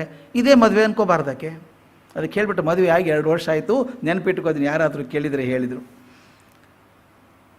ಈ ಮನೆಯಲ್ಲಿ ಬಂದಾಗ ತಾಯಿಗೆ ಹೇಳಿದ್ರಂತೆ, ಇನ್ನು ನನಗಿರೋಕ್ಕಾಗಲ್ಲ, ನಾನು ವಾಪಸ್ ಹೋಗಬೇಕು ಅಂತ ದಕ್ಷಿಣೇಶ್ವರಕ್ಕೆ ಅವ್ರು ಹೊರಟರು. ಶಾರದೆ ಜಯರಾಮ್ ಬಾಟಿಗೆ ಹೋದರು. ದಕ್ಷಿಣೇಶ್ವರಕ್ಕೆ ಮರಳಿದ ಮೇಲೆ ಮತ್ತು ಮೊದಲಿನ ಹಾಗೇನೇ ವ್ಯಾಕುಲತೆ, ಉನ್ಮತ್ತತೆ ಶುರುವಾಯಿತು. ಈಗ ನಾವು ಕೊರೋನಾ ಸೆಕೆಂಡ್ ವೇವ್ ಅಂತೀವಲ್ಲ, ಅವ್ರಿಗೆ ಏನಾಯಿತು ಅಂದರೆ second wave was more powerful Dhan the first one. ದೇಹ ತಡ್ಕೊಳ್ಳೋಕ್ಕೆ ಆಗಲಾರ್ದಷ್ಟಾಯಿತು, ನಿಂತ್ಕೊಳ್ಳೋಕ್ಕಾಗಲ್ಲ ಆ ಥರ. ಅವರೇ ಮುಂದೆ ಹೇಳ್ತಾರೆ, ಈ ಜಗನ್ಮಾತೆ ಕೃಪೆ ಒಂದು ಇಲ್ಲದೆ ಹೋಗಿದ್ದರೆ, ಆಕೆ ದರ್ಶನ ನನ್ನ ಮೇಲೆ ಆಗದೆ ಹೋಗಿದ್ದರೆ ಈ ಕೋಶ ಸಿಡಿದು ಹೋಗಬೇಕಾಗಿತ್ತು. ಆ ಥರದ ಭಾವಗಳ ಒತ್ತಡ ಬರ್ತಾಯಿತ್ತು ಒಳಗೆ ನನಗೆ ಅಂತ ಹೇಳ್ತಾರೆ. 2 ವರ್ಷ ಕರೆದಂಥ ನಿರಾತಂಕವಾದ ಜೀವನ ತಕ್ಷಣ ಕರಗೋಯ್ತು. ನಿದ್ರೆ ಅಸಾಧ್ಯ ಆಯಿತು. ಅವ್ರು ಹೇಳ್ತಾರೆ, ನಿದ್ರೆ ಅನ್ನೋದೇ ಇಲ್ಲ. ಕಣ್ಣು ತೆಗೆದ್ರೆ ಆ ಜಗನ್ಮಾತೆ ಕಾಣಿಸ್ತಾಳೆ. ಕಣ್ಣು ಮುಚ್ಚಿದರೆ ಎಲ್ಲಿ ಮಾಯ ಆಗಿಬಿಡ್ತಾಳೋ ಅಂತ ಕಣ್ಣು ಮುಚ್ಚೋಕ್ಕಾಗಲ್ಲ, ಹಿಂಗೆ ಇದೆ ಅಂತೆ. ರೆಪ್ಪೆ ಮುಚ್ಚೋಕ್ಕಾಗ್ತಿರ್ಲಿಲ್ಲ ಅಂತ ಅವ್ರಿಗೆ. ಎಷ್ಟೋ ದಿವಸ ಏನಾಗಿರ್ಬೇಕು ಕಣ್ಣಿನ ಪರಿಸ್ಥಿತಿ ವಿಚಾರ ಮಾಡಿ.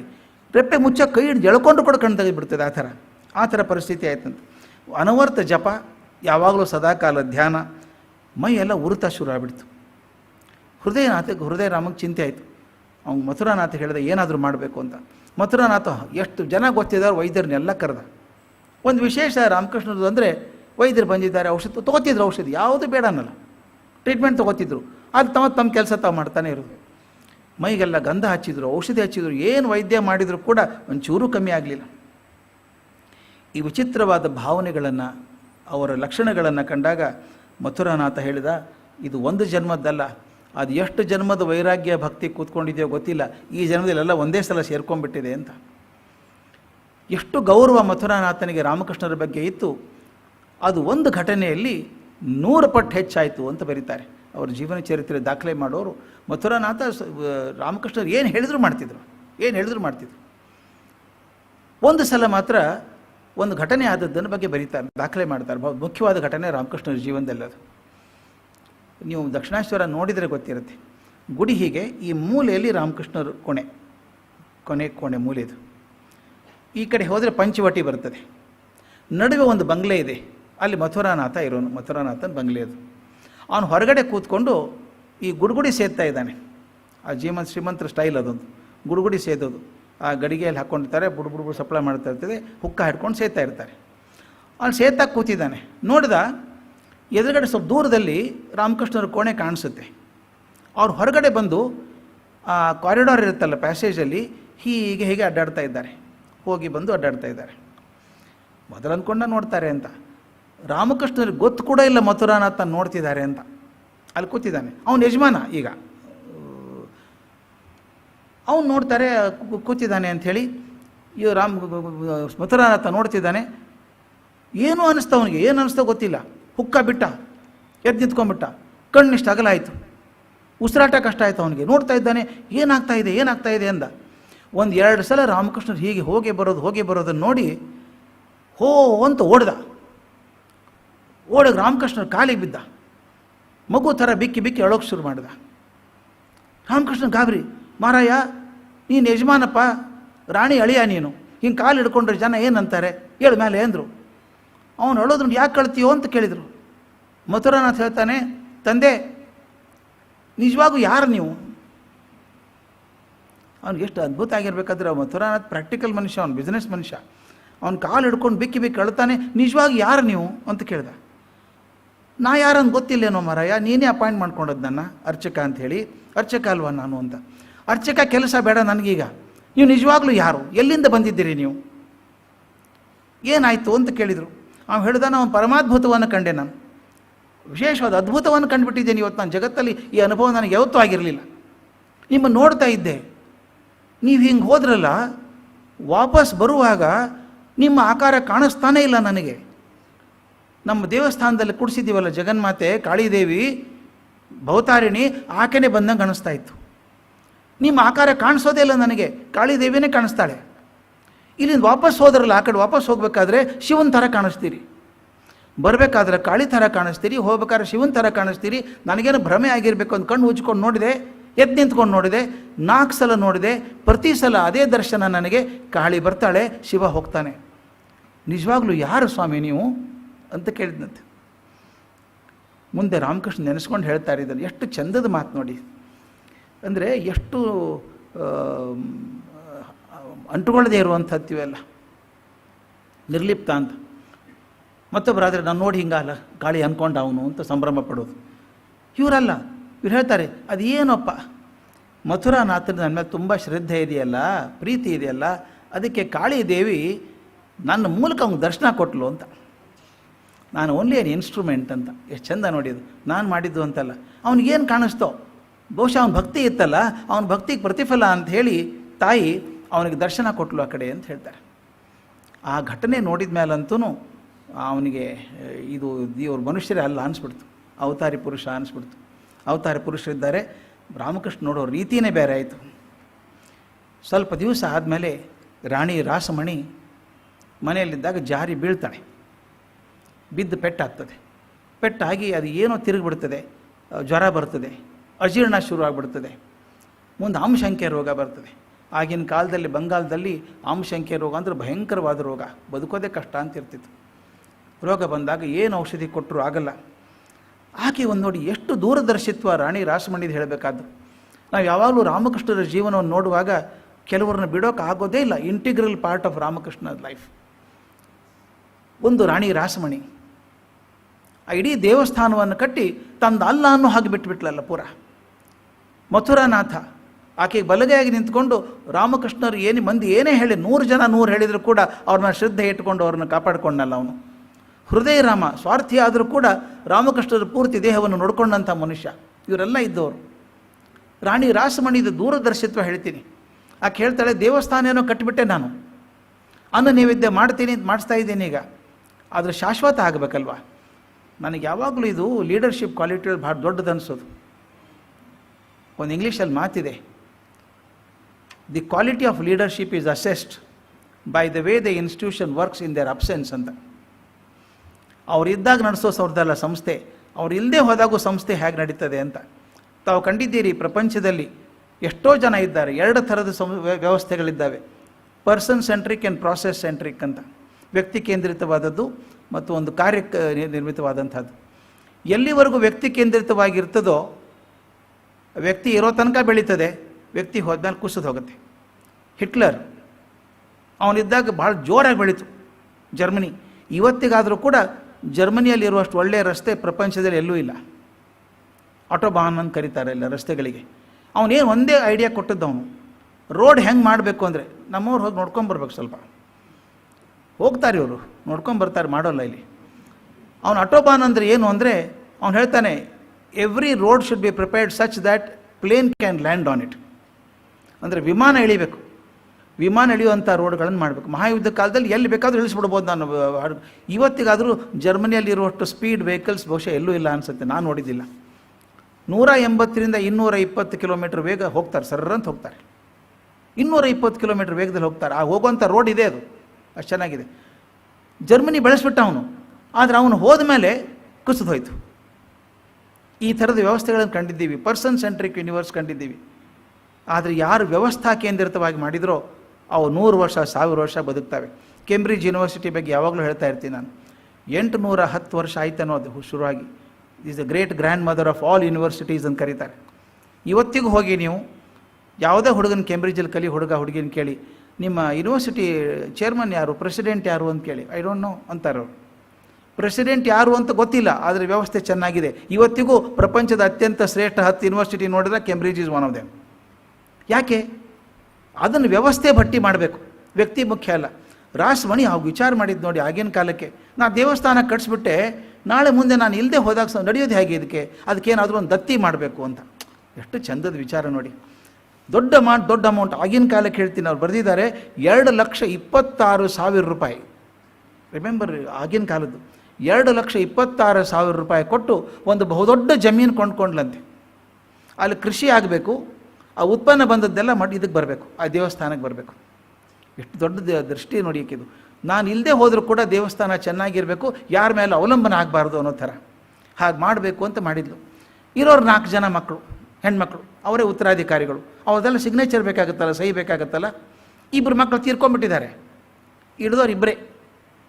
ಕಿರಿಯ ಮಗಳು ಜಗದಾಂಬ, ಇವರ ಮಥುರನಾಥನ ಹೆಂಡತಿ, ಇನ್ನೊಬ್ಬಳು ಪದ್ಮಮಣಿ ದಾಸಿ ಅಂತ ಹಿರಿಯ ಮಗಳು.